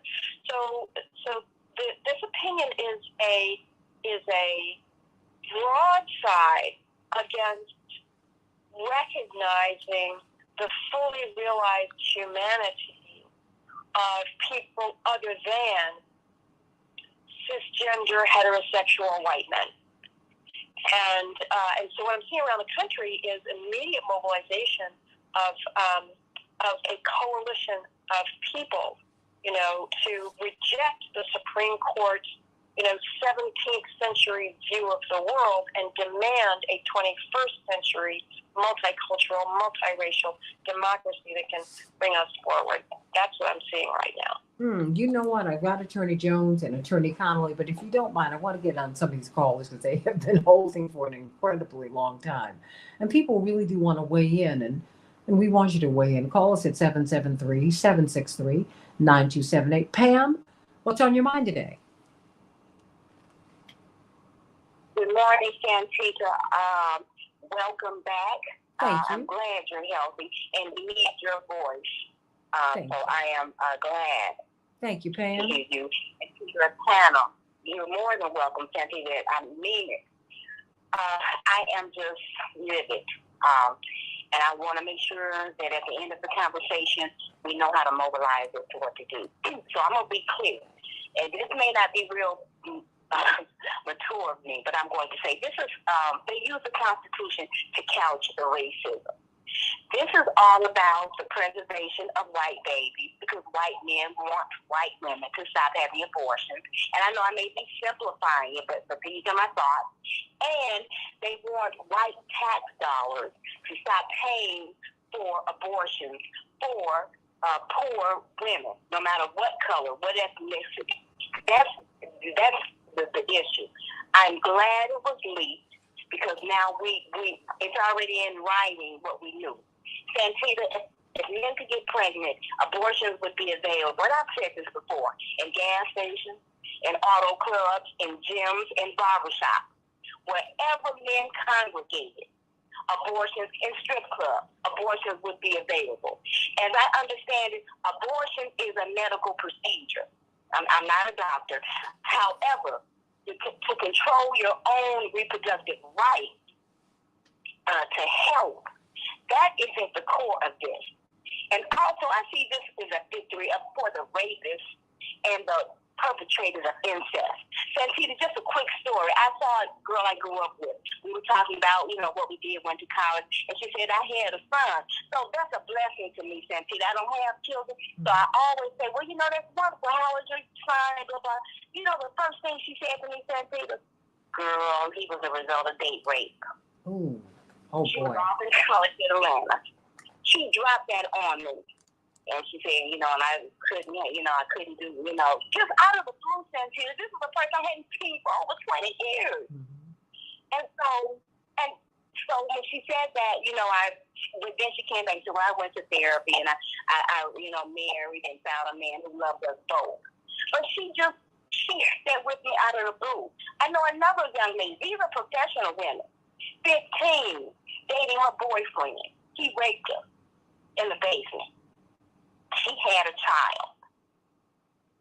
See, men don't know, people don't know, these conservatives who are voting this way don't know. And I don't believe Collins and Murkowski for one moment. They knew what was coming down. Everybody knew that Amy Coney and Alito and all the rest of them, what they would rule. So here we are. This for me is a victory for the rapist and the sexual predators. And we have two on the court. One, I believe Blasey Ford. We couldn't get a full investigation because the Senate stopped it about Kavanaugh. And I believe Professor Hill. So the Supreme Court has been compromised. I do not trust their deliberation, and I certainly don't trust their impartiality. And they always want to hide behind the Constitution. But not only that, Santita, I wrote to my elected officials, Davis, Congressman Davis, Durbin, as well as Senator Durbin and Senator Duckworth. Santita, this is about treating women as second-class citizens. And they will dictate, they being men, conservative men, will dictate what we can do with our body in the privacy of our doctor's office, right? When I'm going to God and asking, women don't use abortion as a contraceptive. They don't want you to have contraceptives. They don't want you to be able to have abortions available to you. And that's a difficult decision for any woman. And Santita, there may be a small, minute number of people who abuse that process, but you don't punish the rest of the community. Women for trying to make a choice that is very difficult, from poor women to professional women. And this is sickening, and we've got to fight this. But for me right now, if Ted Cruz's daughter were to get raped by Leroy or Bubba, you think he's not going to go get an abortion for his daughter? And I know how I'm framing that, but you know what I mean, Santita. Let one of their female relatives get raped by the wrong ethnicity. Wealthy women will always have access to abortion. Well, or get pregnant. I will say this at the so-called at the inconvenient time. There's so many pieces, and I think that we need to have the nuanced discussion because rape is part of it, incest is part of it, but also sometimes this process is abused, and we have to think about that too. We have to move toward. I think we need to broaden the conversation because we need to move toward a family embracing society, a pro-life society. Amy Coney Barrett and Justice Kavanaugh and Justice Gorsuch, they're not pro-life, they're anti-abortion. I want to know where you are on healthcare. I want to know where you're on public education. I want to know where you are on increasing not just a living wage, but a prosperity wage. I want to know where you are on what helps people to live. I want to know where you are on eliminating Black maternal mortality.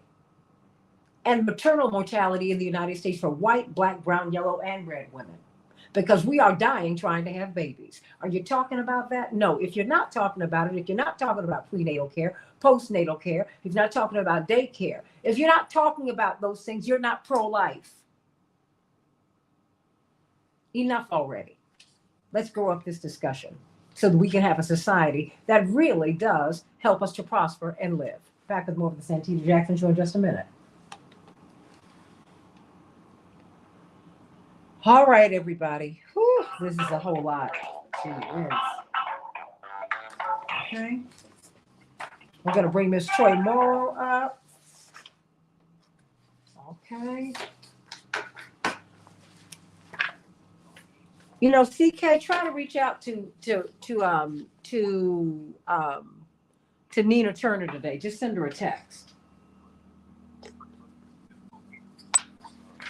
Okay, I think she needs some encouragement. Whew. Okay. So, Miss Jackson, we Yes. only have one available line open at the moment. Oh, wow. Did you want me to call Chaparral first and then call our last guest, or did you just want to skip Chaparral today? Well, you know what? Let's Huh? I can call the Chaparral. We can skip No, Well- that or unless if we take one of the callers, if we take like Mark just really I think wants to say hello to you and just say how he appreciates you, and he may add into the discussion, but I think he should be relatively quick. If Okay. we can go through Mark really quick. Okay. We can drop him and then I can bring up the guest. Okay. Start the segment. Well, you know what? I really need to bring her up, so I don't want her to think that we are not. Okay, Let's bring Chaparral up at the end of the. the. Let's bring her up at the end of the segment. Yeah. Call her after I finish. After I speak to Mark, call her and then tell her that we're going to bring her up at 7:57. Okay, all right, sounds good. I'll Okay. get up the other guest right now. Thanks so much. Thank you. Santita, I'm sorry, I was speaking on mute. I heard about Nina. I'll get her a buzz. Okay, no worries. Yeah, just because these races are tough. They are tough. They're tough, and she's getting into it with the incumbent now. And that's where it gets to be really, really tough. But what she's going to have to do, and I'm going to tell her, and I'm saying this, we're on Facebook Live now. Hey, Abraham, how you doing, sweetie? She's going to have to do what Reverend did. She can't go for the voters that are already there. She needs to register voters and bring her own. That was part of Reverend's genius. He registered his own voters and brought them to the party. He wasn't trying to go after Mondale's votes or Ducox's votes. Y'all got them. I got that. But we've got rocks, as he said, just laying around. And so what we're going to do is register these voters. And Nina has tremendous appeal, particularly to young people. She ought to be going to every high school and registering those seniors and finding these young people. And I'm going to call her and tell her that. That's what you got to do. You have to bring your own people to your party. And colleges. That's it. That's what you do. Just do it. But it's hard. We have to tell her. Yes. So for Sung Young, calling her the first time they went all the way to voicemail, and the second time I went straight to voicemail. Okay, we only have about a minute left in the break, so I'm gonna keep trying her, but she might not be up for the start of the segment. Okay, well, you know what? Just keep trying her. I'm gonna send you her. Okay, I'm gonna send you her contact right now.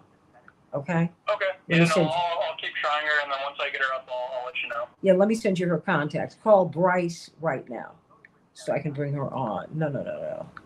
Right, Mr. Tom. I'm sending you his information right now. Okay. Sounds good. Okay, fantastic. Okay, right now we have. Let me see these callers on. Okay. Yeah, so Paul, we have Mark and Paul from Seattle. Okay, because we can't get anybody else on. Okay. Well, all right. Everybody keep calling. I know we don't have enough lines. We need to have more lines.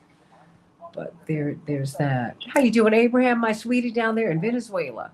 I got you in Argentina and Venezuela today. I'm so happy about that. So is that Bryce Tom number? Is that like her manager? Or that's her press person. Call him and tell him you cannot reach her. Okay? Okay. All right.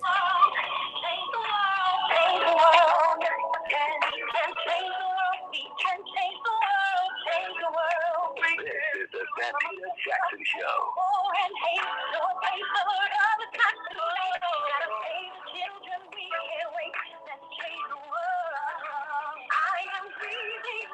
Hey, everybody, getting your thoughts about this Roe v. Wade decision that is imminent. For the first time in the history of the court. A draft of an opinion has been leaked. And mind you, the Roe v. Wade decision had been leaked. There have been 1 or 2 leaks, but this is a real breach. And Chief Justice John Roberts said, I'm going to get to the heart of it, and he should. That having been said, I'm always looking for the politics and the story behind the story, because I know there is more to this. At least I believe there is, but I think it's enough that someone might have gotten upset, someone on the left or someone on the right wanted to telegraph what is going to happen. And it's a little bit more nuanced than that, because a lot of people have a lot of feelings about the termination of a pregnancy. Let me just say this to you. No woman, I would imagine, because I've never been faced with that decision, but my heart goes out to any woman who's faced with that decision. No woman would ever want to terminate a pregnancy or be faced with it. Let's just establish that right now. Whether she supports abortion or not. No woman ever wants to be faced with that, ever. So let's be very clear on that. Because I've been clear with you about how I feel personally about abortion myself. That is not something that I would do. That having been said, I would not judge or condemn anyone who has done that. Because that is really CK. And I have to say this to you, CK and attorney Terry O'Neill and attorney Aaron Connolly. That's like at the center of, when you are moving into your womanhood as a child, as you're moving into your menses, part of, when you become a young lady, I'll put it very delicately, your parents and all the people who love you, all the adults who love you, relate to you as a girl very differently, because they say you're becoming a woman now. You can get pregnant. And that is a daunting, unsettling reality for parents and guardians and people who care about you. No one ever wants to do that.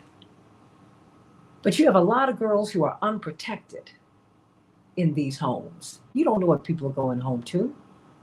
A lot of things happen. People get raped, incested, on and on and on. And then people just say, you know what? This is not happening at the right time. I'm a freshman in college, or I'm on my way to law school. It's just so many pieces, and I can't condemn or judge anyone. I can't. And for women not to have the option, wealthy women, affluent women are going to go to their friends who are physicians, and they're going to be able to get the D&C and get it, and that's going to be the end of that. It'll never be on their records. But poor women, black and brown women, that's not going to happen. Coat hangers are back. And that's a horrible thing. It's a horrible thing. Let me go to you, Mark. Mark from DC. Mark, what's on your mind? Mark, are you there? Yeah, can you hear me? Okay, I can hear. I'm just trying to be able to understand you. What's on your mind, sweetie? You mentioned Natalie Cole and other singers. You have a beautiful voice too. I heard one of your programs where you were singing. You sound beautiful. Thank you so much, Mark. Thank you. Do you have any comments on the Roe v. Wade, the imminent decision, the leaking of this document? Well, they were mentioning that. I just thought of another scenario. What about kissing cousins? Like cousins that fall in love with each other and have babies they don't want. That's another scenario. They can't have a boys if this thing passes. Well, accidental. Well, the only birth control that's 100% is abstinence. Okay, and people are not going to do that. Should young people abstain? Yes, I believe that. Yes, I do, because I think there's an inappropriate time for you to be having sex. Okay, and I think that if you have sex, you ought to be prepared for the possibility of pregnancy. And so that means we need to become much more careful than we are being, because the only form of birth control that is 100% is abstinence. So that's the reality. But I always love to hear from you. But you know what? I want you to welcome a new family member to the show. We have got a young woman who heads a brilliant organization, the National Asian Pacific American Women's Forum. I've had the chance to interact with her before, and it's the only multi-issue, progressive, grassroots community organizing and policy advocacy organization for Asian American women and girls and Pacific Islander women and girls. We need to have them more in our conversation because they're part of our country. They're part of our world. Sung Young Choi Moro, I'm so glad that you're with us today. What do you make of this decision or the leaking of this draft? Yeah, thank you so much for having me. Good to be on here again. I mean, you know, we knew that it's not so much the decision that's the price. Oh, I didn't know you were here. Okay. Hello? Okay. All right. Here we are. Sun Young, let's go on. Can you hear me? Oh, I can hear you now. Oh, okay. All right. Sorry about that. Yeah, thank you for having me on again. You know, so it's not so much the decision that's surprising. Obviously, we've been preparing for this. We knew once Amy Barracohen got, you know, confirmed that this was, you know, inevitable at some point. I think what it doesn't change, you know, the reality is it's still a gut punch, and it's still, I mean, just reading the words, right, to that, you know, Roe and Casey never have, you know, should have never been president. And I mean, just the language that they're using, it's just, it is really the worst case scenario as we were preparing for this decision. And like the previous caller, you know, said, like, you know, I mean, access is never an issue for people who can afford it, and it's always going to disproportionately impact women living in low income and women of color and undocumented women, right? So, you know, this is not equal ban and lack of access across the board. It is disproportionately going to impact our communities, and I think that's what most, you know, horrific about it is, as it was, you know, there were so many barriers for immigrants, especially undocumented immigrants, Black and brown girls, especially, and young people, and you know, low-income households to access abortion when it was legal. It's just going to be that much more difficult. But I want to say, you know, I think hopefully we've come a long ways from the 50s and 60s, and you know, there are self-managed abortion methods that are available, and you know, I really encourage people to look those up. You know, you can order pills online. There's safe ways to manage abortions at home that are those options are available to us that weren't, you know, a few decades ago. So, you know, we're in those times, right, where we have to make sure especially young people have access and education to access it safely still, that those are still options, because, yeah, I mean, you know, as I've been telling people, we're not banning abortion, we're just banning safe abortions, and that's the problem. Hey, everybody, call us at 773-763-9278, 773-763-9278. We've been talking with Attorney C.K. Hoffler, Legal Q&A with C.K., Chair of Rainbow Push, immediate past president of the National Bar Association, Aaron Connolly, a brilliant political organizer, attorney Darrell Jones, Transformative Justice Coalition, one of the leading advocates for reproductive rights for decades, the past national president of NOW, Attorney Terry O'Neill. Before I go back to the callers, you know, I'm going to go back to the panel, your panel, Attorney Hoffler, but let me go to you, Attorney Terry O'Neill. You have been looking for intersectionality. In fact, that was at the heart of your presidency. Is this an opportunity now for women to come together of all backgrounds in a real way? In a real way, because, you know, this disproportionately impacts, as Ms. Choi Moro said,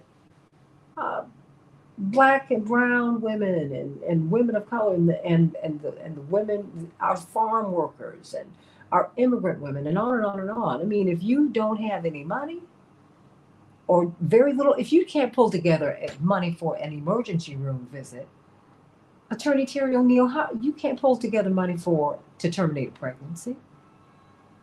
I mean, and what is this an opportunity for us to come together? I mean, and talk about what women and families really need. Yes, to all of that. What we have to do now, I think what we really need to organize for is, sort of short-term and longer term. Short-term, we need to organize around these elections, but also at the same time, we need to organize not just about who we want to elect, but what we want them to do once they get elected. And that is, we need reproductive health equity. Reproductive health equity. In 2017, the state of Oregon passed a Reproductive Health Equity Act that was the product of coalition movement building. And what that law says is that insurance companies around the state are required to cover abortion care just like they cover any other health care. No discrimination against that. But it goes much further than that, Santita. This law also forbids both healthcare providers and insurance companies from discriminating on the basis of sexual orientation or gender identity. So it expands the concept of what it means to have reproductive rights to the gender reassignment and gender dysphoria treatments for transgender and gender nonconforming and non-binary individuals. Everyone is entitled to the full spectrum of reproductive rights. The law goes one step further than that and calls on the state of Oregon and the Oregon Health Association to ensure that equitable medical services are available, to attack the outrageous racial disparities in reproductive health outcomes that we see in the state and across the entire country, with Black women 3 to 4 times as likely as white women to die from pregnancy or childbirth complications.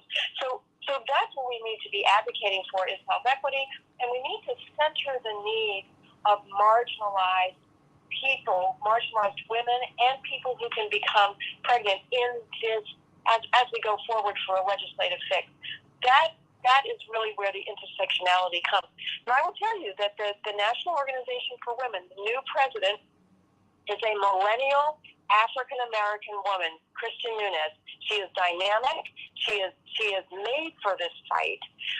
And she is going to be leading our organization and the coalition in calling for health equity. So we've gone way beyond the 1970s of just the bare constitutional right to choose to terminate a pregnancy. That's a very that's the perspective of people who look like me. White, cisgender, heterosexual, privileged. We've gone beyond that. We need to now be looking at health equity, and I think that's where our coalition is headed. Well, Sun Young, what about health equity? I mean, how can we begin to put that in the center of our discussions? I mean, I shouldn't even say discussions. I think, all of us need to come together and have a discussion about what we need. Not just what these people are trying to cut off from us, but what our needs are, because our needs are prenatal care. Our needs are to cut maternal mortality in the United States of America, which is way too high for white women, Black women, brown women, Asian women. Everybody is dying trying to have a baby in the most developed country in the world. I mean, it's just, we have a lot of needs, Sun Young. Yeah, I mean, I can even add to that, right? I mean, I think what's so ridiculous about all of this and sort of the religious rights to singularly focus on protecting, quote unquote, protecting the unborn is that, as you said, we live, for a high, in the industrialized world, we have the highest maternal mortality. We are the only country to not have paid maternity leave. We don't have affordable child care. I mean, we don't have paid sick leave, right? These are the things that allow women to choose to have children, right? So I'm tired of the nonsense of we're protecting lives, we're protecting unborn, when really all you care about is controlling women's bodies, right? Mm-hmm. That's really what it comes down to, with lack of health access. Again, we're one of the only developed countries in the world where we have privatized health insurance, where private companies decide whether you deserve or you qualify for a medical procedure that your doctor thinks you need. Right? I mean, it's completely ridiculous. The whole system is ridiculous. And so to singularly focus on this as if this is what's going to stop, abortion, this is completely inaccurate, and it's delusional. And if we really care about life, as these quote-unquote pro-lifers say, then we need to address all of these things, including health access and economic equality, so that women can, choose to have children and to work and to be able to afford a meaningful life with the children that they have. I mean, when we've done, NAPOP along with In Our Own Voice, which is a Black Reproductive Justice national organization, and Latina Institute for Reproductive Rights, when we did a joint survey we did a national polling of women of color voters who voted in the presidential election, we, about high 70% of them responded that a woman's ability to make decisions about whether to have a baby or not are dependent on other conditions, right? Like, these are intersectional issues.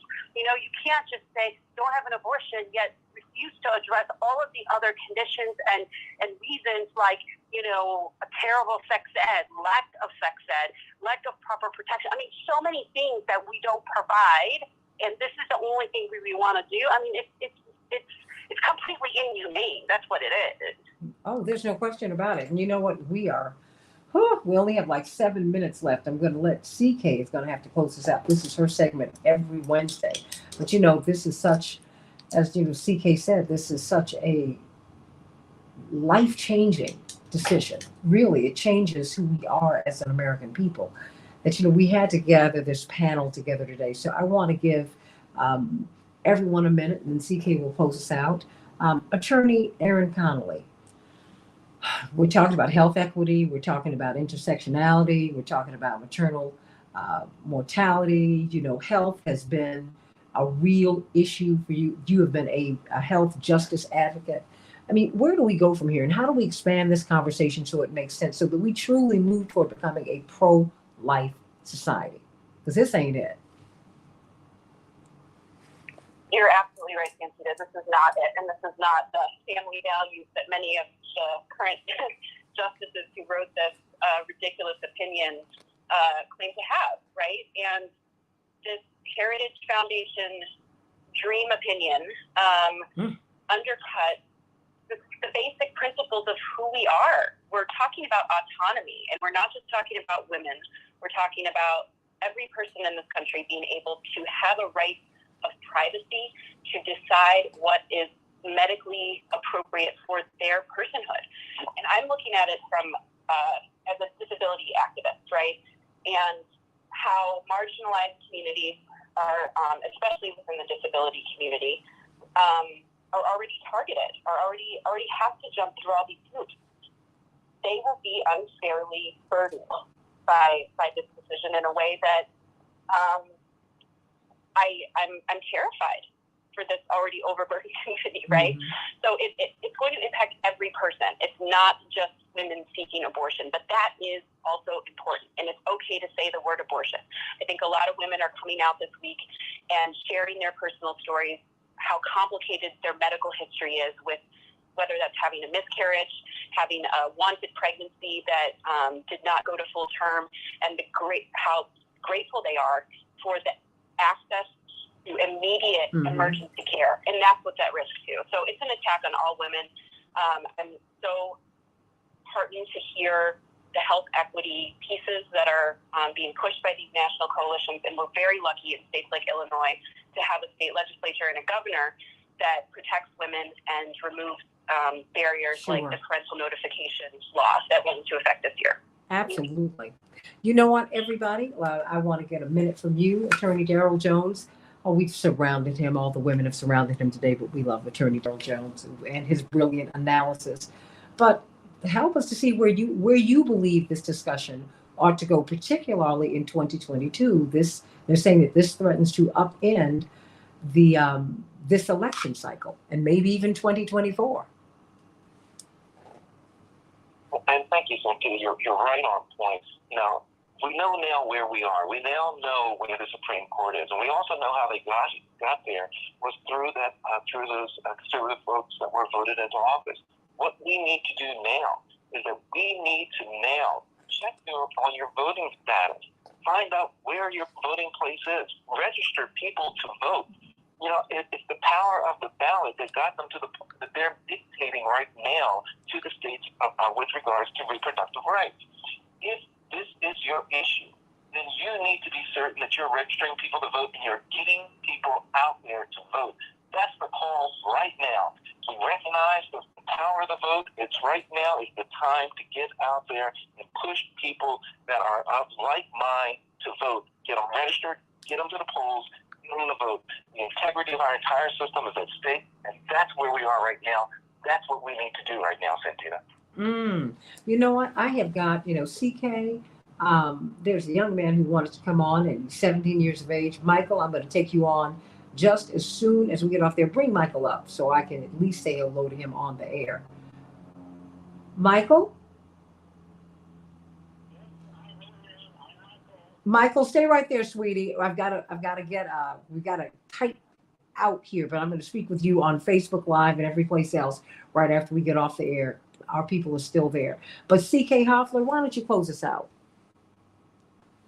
Absolutely, Santita. This is the most critical and important issue of our time that we are facing right now at this time of history. It's not just about women's reproductive rights. It's not just about a woman's right to choose. It's about the family. It's about what's at stake, which could be the rights of the LGBTQ community, civil rights, voting rights, and any rights and protections that were not guaranteed by the U.S. Constitution as originally envisioned. So unless you are part of a limited class of people, and that would be white males, you should be very, very concerned. Very, very concerned. Even if you are a white male, you should be very, very concerned, because the impact and the fallout of this decision, this opinion, if it goes through as a majority opinion from the U.S. Supreme Court, is going to be devastating on this country on so many levels. So for the organizers, for the groups that are coalescing, the coalition building, this is the time to go into high gear. I applaud, President Biden for encouraging groups to do things as well. We are living in perilous times, Santita. We are, and as perilous and as difficult as these times are, I still have hope. I know now we are all talking with one another. I know we're talking about the issues that make a lot of sense. I'm hoping that we will mature this discussion, that we will grow up in our politics and grow this discussion so that we begin to talk about how we have a pro-life society, how we have health equity, how we have equal access to equal high quality health care, education, decent housing, prosperity wages. Abortions don't just happen in the womb. They happen as soon as our children get out here. They happen when the mother gets on the birthing table, when she is dying in the United States at a greater rate than any other mother of any color in the industrialized world. We're aborting people every day. What are you talking about? If you want to support life, then support people who support living. How about that? Support equal access to equal high quality health care and education and prosperity wages. Say no to violence. Say no to war. Say yes to peace. Let's get our priorities together. We're spending more money on war than we are on each other. Aren't you tired? We are but a thought away from another way of living. Somewhere, the song says, there's a new way of living. There's a new way of giving. Somewhere. And that somewhere is right here, right now. And it all depends upon you. Get registered to vote and fight to make the kingdom of heaven real on earth. We can do it, everybody. I love you. Santita Jackson. Santita Jackson Show. Wonderful family and panel on Legal Q&A with CK. Can't wait to be with you tomorrow. God bless.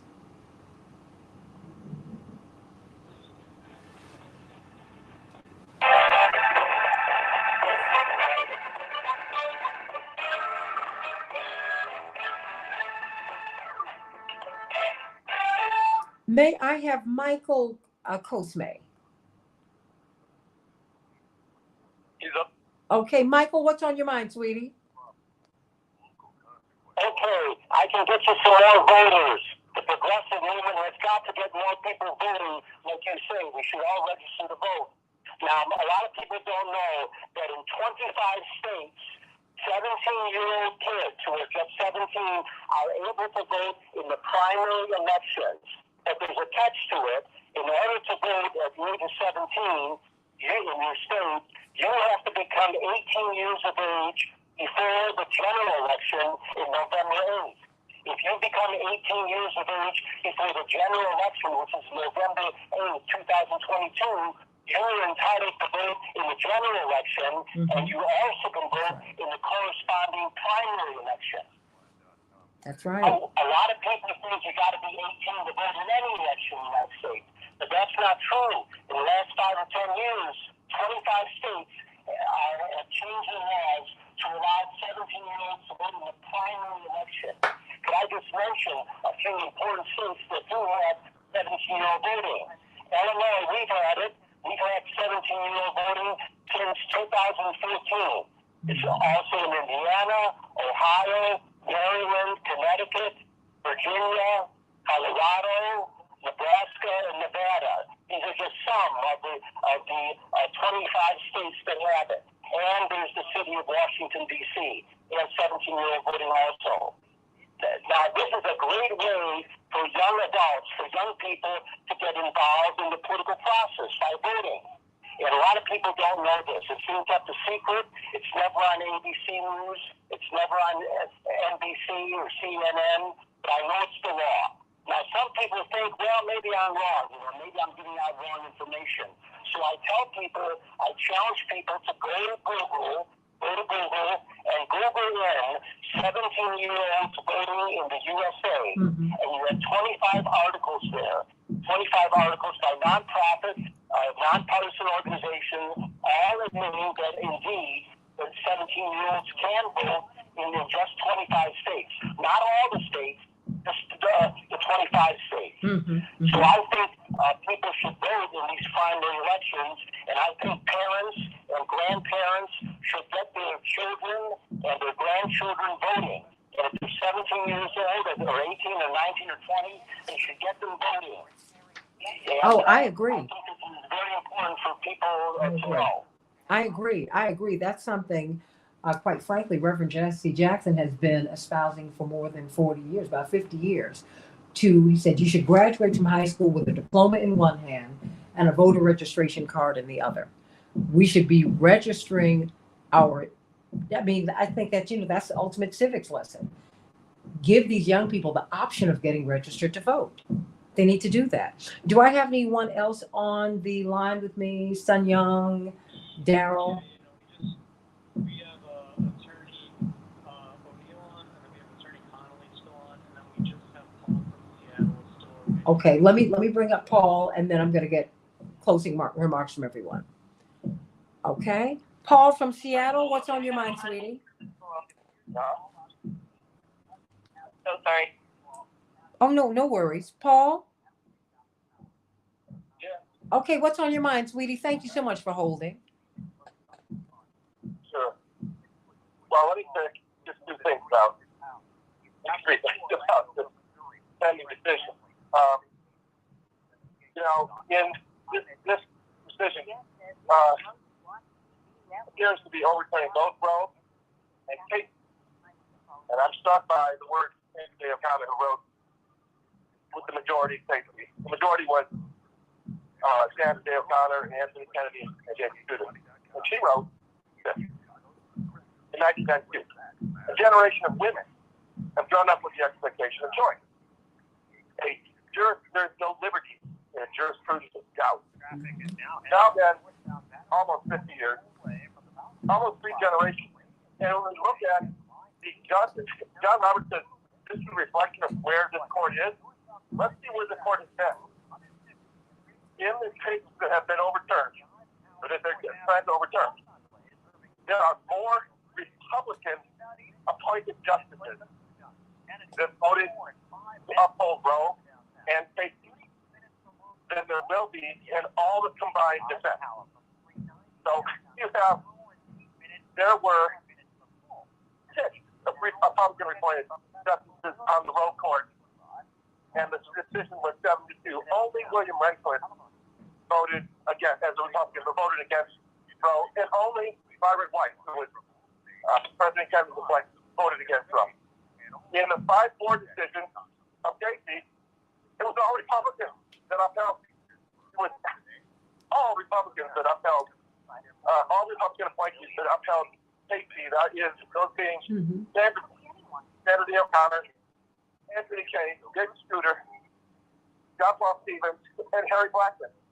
All appointed by Republican presidents. This party and this court has gone wacky. And just to make my point clear, the decision that they overturned the fair share dues, union dues, case that was in Chicago a couple years ago, overturned the Abood case from 1977. That was a 9-0 decision. They overturned with a 5-4 decision. So the ultimate score was, 4-13 or 5-13. It was just, this court, they have become recognized themselves as a legitimate political body to accomplish the agenda of those who appoint them. It is also a corporatist court, and I have to be frank with you. It's a transpartisan issue.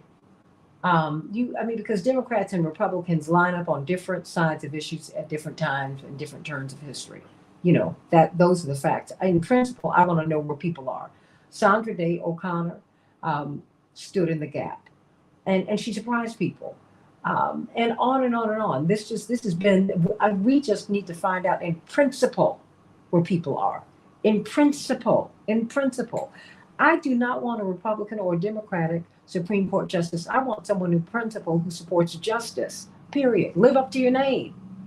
What we're now beginning to see is the corruption that is on the court, and you see it so clearly in Justice Thomas. In his unwillingness to recuse himself from cases in which he should have recused himself. But guess what? Several other justices who've been appointed by Democrats and Republicans have done that on cases that were seemingly of not a lot of importance. So we're going to have to, in principle, make some decisions about how this court is supposed to be. The court, we now see the corruption that we have not wanted to see, the corruption that we felt somehow or another was not there. It's there. It is there. They make corporate-driven decisions. And I'd like to know what corporations are on this. I really want to know, because there's a whole lot going on here. Your closing thoughts, Paul. My closing thought would be the lack of wisdom on this court. Can we really have a nation? And by nation, I mean that's different than country. Country is the geographical region in which a nation of people, that's a unity of people. Can we have a nation, a unity of people, where the rights of one gender vary so widely from state to state to possibly state to share borders? That is insane. And what's happened in Israel is proof of that. You cannot have 2 classes of citizens. It just won't work. Well, I'm hoping that we can all come together. America is a giant experiment, and I think that it can work. I really do.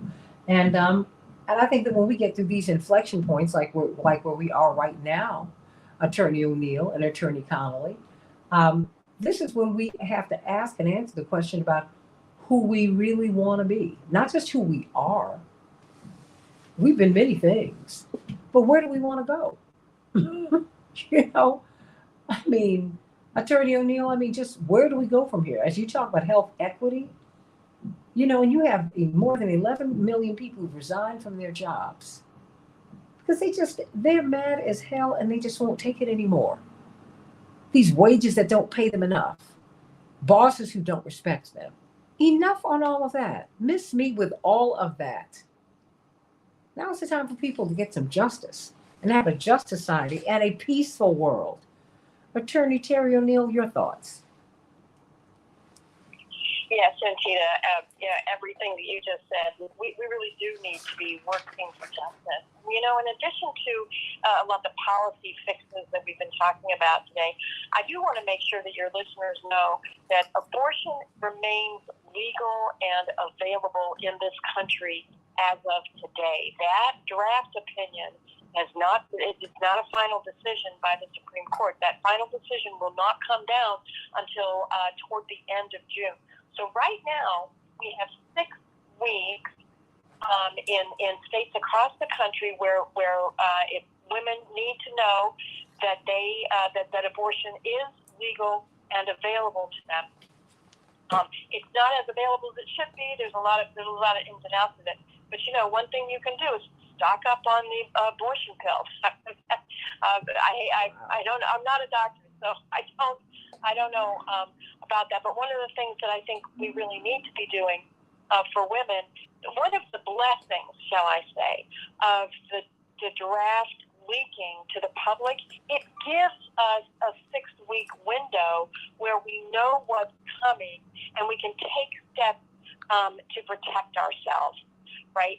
So, you know, reach out to your local abortion provider. You can go online, put in your zip code, and find out where's the nearest Planned Parenthood or independent abortion clinic. Get the facts from those trusted providers about, you know, what's available to you, what kind of planning can you do for yourself.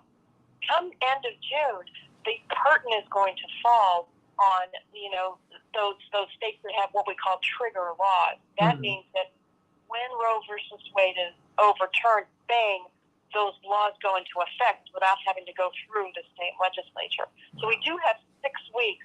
Women have 6 weeks to really talk to their abortion providers, talk to clinics, and get information. Or better yet, go online, because I think the clinics may be overwhelmed. So there's that. In the meantime, as you're saying, Santita, we need a just society. We need a beloved society where people have prosperity wages and paid leave and sick days and the ability to care for families, as well as the constitutional right to build their families as they see fit. Amen to that. I mean, I think that this is where, Aaron, I think this is where the conversation needs to go. I'm like, I'm pro-life, but I tell these people all the time, no, you're anti-abortion. But not really, because you abort children once they get here. You deny them health care. You deny their parents health care. You deny their parents prosperity wage jobs. We complained, but we gave people enough to live on last summer. Oh, they're out having a good time. Really? We shouldn't. The only people who are supposed to have fun are rich people or people who make a decent enough job to go out to dinner. Really? I mean, the thinking is so off. So, how can we move this conversation along? Because to me, this is way past abortion, Aaron Connolly. This is about so much more. So much more. Because I want a society that supports life. And that is not what we have right now, Aaron. Ooh, did Aaron have to go take care of her? Aaron's got children, a husband and children now.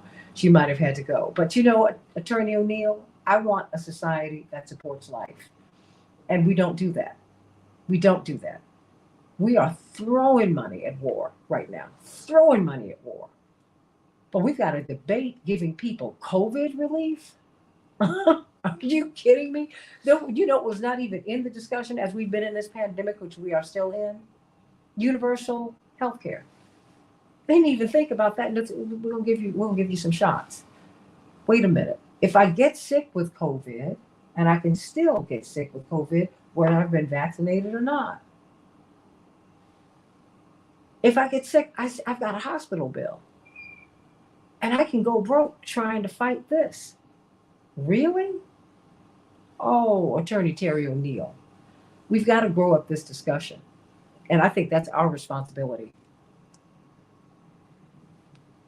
Yes, Santita, yes to all of that. That's what we really need. We need to have a truly pro-life society, which would be universal health care and all the things that we've been talking about. That's really where we need to go. And I think the good news is that the progressive community has really begun to move in a direction of truly understanding all of these issues from an intersectional perspective. I'll give you an example. Democratic Socialists of America, who have they critique capitalism. They believe that capitalism has not served this country well. They think that socialism is a better direction to go in. Okay, that's a viewpoint. They called a demonstration in Portland, Oregon, which I went to yesterday, to protest the overturning of Roe versus Wade.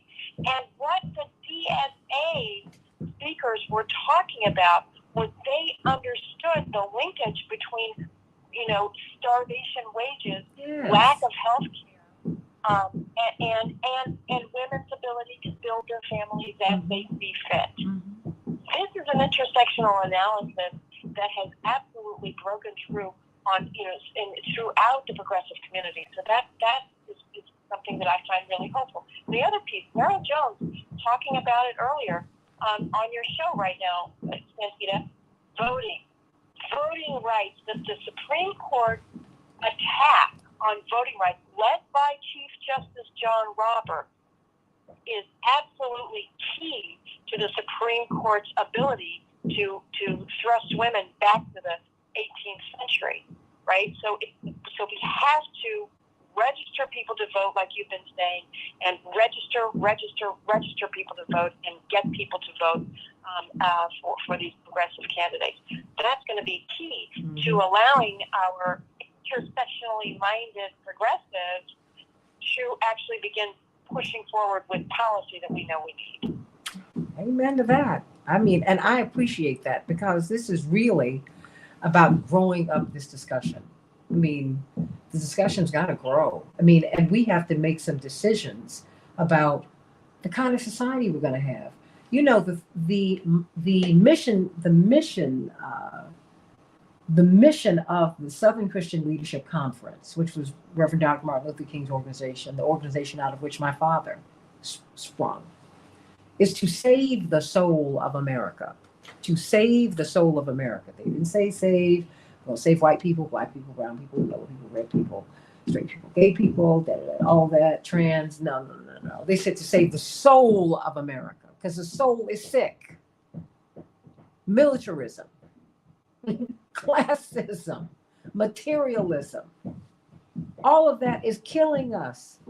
It's just, our soul is sick. Anytime you look up and people are not able to, folks, we have a young woman who is running for Congress here, Delia Ramirez. She's a state representative. Her parents are elders. I think her father might be 68, mother's close to that. They're working, and her father's got kidney cancer. Her parents, between them, are working 3 jobs, and they barely have health insurance. Come on, y'all. Wait a minute. And then you know what? If she gets to Congress, and it looks like she will, if she helps her parents, people might try to send her to jail or push her out of office because she's wielding her influence in an undue way. If maybe a friend wants to help her out, or a supporter wants to help her parents out. I mean, do you see where we are? And yet the rich get richer and the poor get poorer. First of all, why is this man working with kidney cancer? Why? Why doesn't he have the space just to go somewhere and get well? And how does that weigh upon his daughter and their family and his wife? Think about that. Think about what we tolerate for each other. And yet, the only people who did well the mom and pop stores went out of business. But Amazon and all the big box stores, all of the big businesses, they got the PPP money and they kept on going and growing. The billionaires kept on growing and going. John Nichols has a book, Coronavirus Criminals and Pandemic Profiteers. I mean, they're making, all of this money every day. We're in 2022 and we're talking about a COVID-19 vaccine. That's a 3-year-old vaccine, everybody. And they're telling you need to get boosted. People are not even doing that. I mean, but it's like, are you serious? What are we doing here? Well, they're getting richer and richer and richer and richer. And we're watching the COVID numbers climb. And the only reason we're watching them climb is because we're not protecting ourselves. The only reason we're paying attention to it is because clearly people are getting sick. And the people getting sick have gotten the shots. Terry, I mean, come on, what? Right, I know. I am not crazy, y'all. Well, I might be a little nuts, but I ain't that crazy. So, I mean, at some point, we have to make some decisions about who we want to be. When you're working on an assembly line, you ought to be. I mean, Henry Ford had enough sense, Terry, enough sense to pay his workers a middle-class wage so they could buy the cars that they assembled. We don't even do that now. Right. It's crazy. So health equity, yeah. And just know, if a woman is faced with this decision, this is the most awful decision that she'd ever have to face in her life. And it never leaves her. I have a dear, dear friend who celebrates what she says would have been the birthday of her child. She's been doing it for 40 years, just about. It breaks my heart because I can see her begin to go down. Yeah. I mean, you think people enter into these decisions lightly? But we need to start taking we need to stop playing with sex, because sex is powerful, extremely powerful. And we need to stop using sex as a substitute for real intimacy. Because we're playing a lot of games here. Real intimacy means community, where we take care of each other. We need to start doing that. A lot of things need to change. And a lot of growth needs to happen with all of us. You know, this is sad, Andre, but you know what? Things can get right. Things can get better. You know, this is, No. So that's all right. I love you all. I love you, love you, love you. But what you say, I'm not crazy, D-Ray. And you will be hearing me sing more. But do you want to say anything else? What are our marching orders, Terry O'Neill? What should we be doing now? You said we need to call our representatives. What should we do? Because I think that we've talked about this issue, but now we need to know, even beyond marching, what we're supposed to do. Because marching is an aspect of protest, but there's much more to it than that. Yeah, so I would say 3 things. You need to go to Transformative Justice Coalition. It's tjcoalition.org, and learn how you can get engaged with voter registration and promoting voter rights. We've got to get people voting in this election, and voter registration is key to that. That's number 1. Number 2, if you can afford it, make a donation to your local abortion fund. Frankly, the very, very big guys, the big organizations, they've got a lot of foundation money coming their way. But the local abortion funds, these are organizations that help women and people who can get pregnant, who need abortions, help them pay for those abortions, because we know that paying for the abortion is a big deal and it's a hardship. So go to your local abortion fund if you can make a contribution. And then finally, go to now.org, NOW.org. Now is going to be working at the grassroots level through the hundreds of chapters that now has around the country to work on these state legislation that would guarantee anyone who can get pregnant the ability to terminate that pregnancy if they so choose, and would guarantee health equity. So we're going to be working on a long-term project at the state level to get us back to where we need to go. So those three things: tjcoalition.org, now.org, and go on Google and find your local abortion fund, like the Texas TEA fund. I should know it, but I don't. But go where you live, and it's as someone said to me recently, you do what you can with what you have, where you are. That's what we can do. Blossom where you're planted. Go to gregpalace.com and find out if you've been purged from the rolls. Because they're purging us still. Yeah. So I mean, it's all of that. But we've got to fight for Reverend Jackson's, the theme of his campaigns, a just society which means you are moving toward a just society and a more peaceful world. Dr. King said, if we spend more money on war than we do on programs of social uplift, then we are approaching spiritual death, and we are right here. I got to debate COVID-19. And I want to help the people of Ukraine. I want to help the people of Yemen too. I want to help the people in the inner city and in the country in the United States. But somehow or another, if I ask for $2 billion a month for Americans, we can't do that. Really? $1,600? I mean, a universal basic income just to cover some basics for people. We can't figure that out. But weapons, we can always figure out. Are you serious?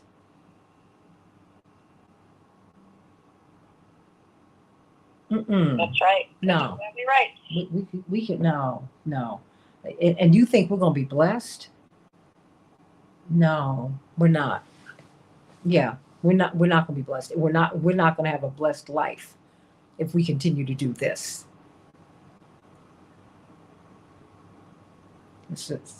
You need to understand when people enter into these decisions, Terry, they do so gravely. You act like people just, they're having abortions like people pop candy. Are you kidding? That's not what people do. And if you find one or two people who are so miseducated that they don't quite know how to manage, well, then you know what? That's not the majority. This is a very emotional and painful issue for people. And you need to understand that. Yeah. But we also need to begin to look at our emotional, spiritual, and our soul lives. Because we are abusing sex, Terry. Because we're using it to substitute for real connections with people. Real connections. We got to begin to care for each other. Take care of each other. We've got to do that. It's a lot of stuff that we got to do so we can, Gore Vidal put it this way, Terry O'Neill. He said his disappointment in America was that we could have achieved civilization, but we chose empire. Yeah, exactly. You do know a civilization is an achievement. Something you have to work toward. You have to have principles, high principles, things that you do and do not do, and things that should and should not be done. And we live by these. We have honor codes. We need to do that. But God knows I pray for so many people today, so many women in Texas who are having to try and get over to New Mexico today. I pray for that girl who has a stepfather or a father who's abused her, or a cousin. I was reading in the Daily Mail, this 10-year-old girl had been raped by her 14-year-old cousin. I mean, what? A lot of things are happening to people. A lot of people going home, and that's a place where they're not protected. They're most unprotected at home, or walking home, or walking in school. Think about that. Oh, Terry, boy. Well, I love you, Terry, and I love you because you're you, and I thank you for all of the work you have been doing down through the years. And I want you to know your work has not returned void. Some of us have been paying attention to you. And we are fighting, well, now alongside you. How about that? So, so you got to come back on the show. And I promise you, well, I'm not going to promise you I'm not going to call you at 4 a.m. Because if I'm desperate and I missed the story the night before, you know I'm going to call you. I am going to call you. And thank you for responding. Thank you for picking up the phone at the rally yesterday. Thank you for that. But I love you, Terry O'Neill. I love you, love you, love you. Right back at you, Santita. Love you so much. Love your show. Oh. Thank you so much for having me. Oh, please, you know your family here. You just gotta hurry up and come back. She's out west, so I have to wake her up early, but you know, she was ready to go today. Love you, Terry O'Neill. All right, sweetie. See you later. All right, I love you. And Coach May, thank you for a wonderful show. Coach May is about to graduate from college. Yes, he is. He's closing in on these last few exams. He's a wonderful young man. He's been my engineer. And you all send him some love. Coach May Lozano. I know his family have got to be so proud of him. So proud of him. And he is such a lovely young gentleman. Yes, he is. His parents done good. Makes me feel good. He's a wonderful, wonderful person. He's writing a paper, and he said, you know, part of my guiding philosophy is doing unto others as you would have them do unto you. I said, oh, young man, you can never go wrong if you follow God. Look at him. Wonderful, wonderful, wonderful young man. And I love you, family. You all are just the jewels, jewels, jewels. Everybody, please go to rainbowpush.org, rainbowpush.org, and come on to this convention this summer. Let's get together. Let us have a reunion, Morning Stars. Let us unite at the Push Convention, June 18th through the 22nd, June 18th through the 22nd. I cannot wait to see you. I hope that you're going to be there. I really do. I love you, everybody. Oh, Anthony, you touch me so. Thank you. That you don't know what that means. You don't know what that means when you say that. I hope so. I really do want to be of service. I really, really do. And thank you for being my gift, my dear brother. Thank you for that. I love you, everybody. I love you, love you, love you. And tell somebody that you love them today and really mean it. That's what my Aunt Irene Ware used to say. Well, should I say Andre? Our Aunt Irene. We share a godmother. And wow, she was one of the iconic women in radio. She made her transition a couple of years ago. Miss her so every single day. But she was a powerful, powerful, powerful woman who really impacted the whole industry. And she said, tell someone you love them. Tell someone you love that you love them every day and mean it. And I hope you know with all of my heart that I love all of you.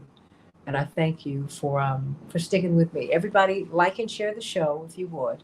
Like and share the show, and tell people about us. And let's continue to grow our family. I love you, everybody. I can't wait to be with you. You loved everybody on the panel. Thank you, Laura. Well, you know, we tried to broaden it out, and I want to continue to broaden things out so that we can continue to grow as a family. And I'm not going to stop until we just really begin to see each other, you know, as we're all God's children. We all are. We all are. So I love you, Robert. Thank you so much. And I love the Morning Stars. And I love, love, love you. And let's just start telling each other that we love each other. You never know what your kindness can do for someone. You might save someone's life. You don't know what people are going through. I love you, D-Ray.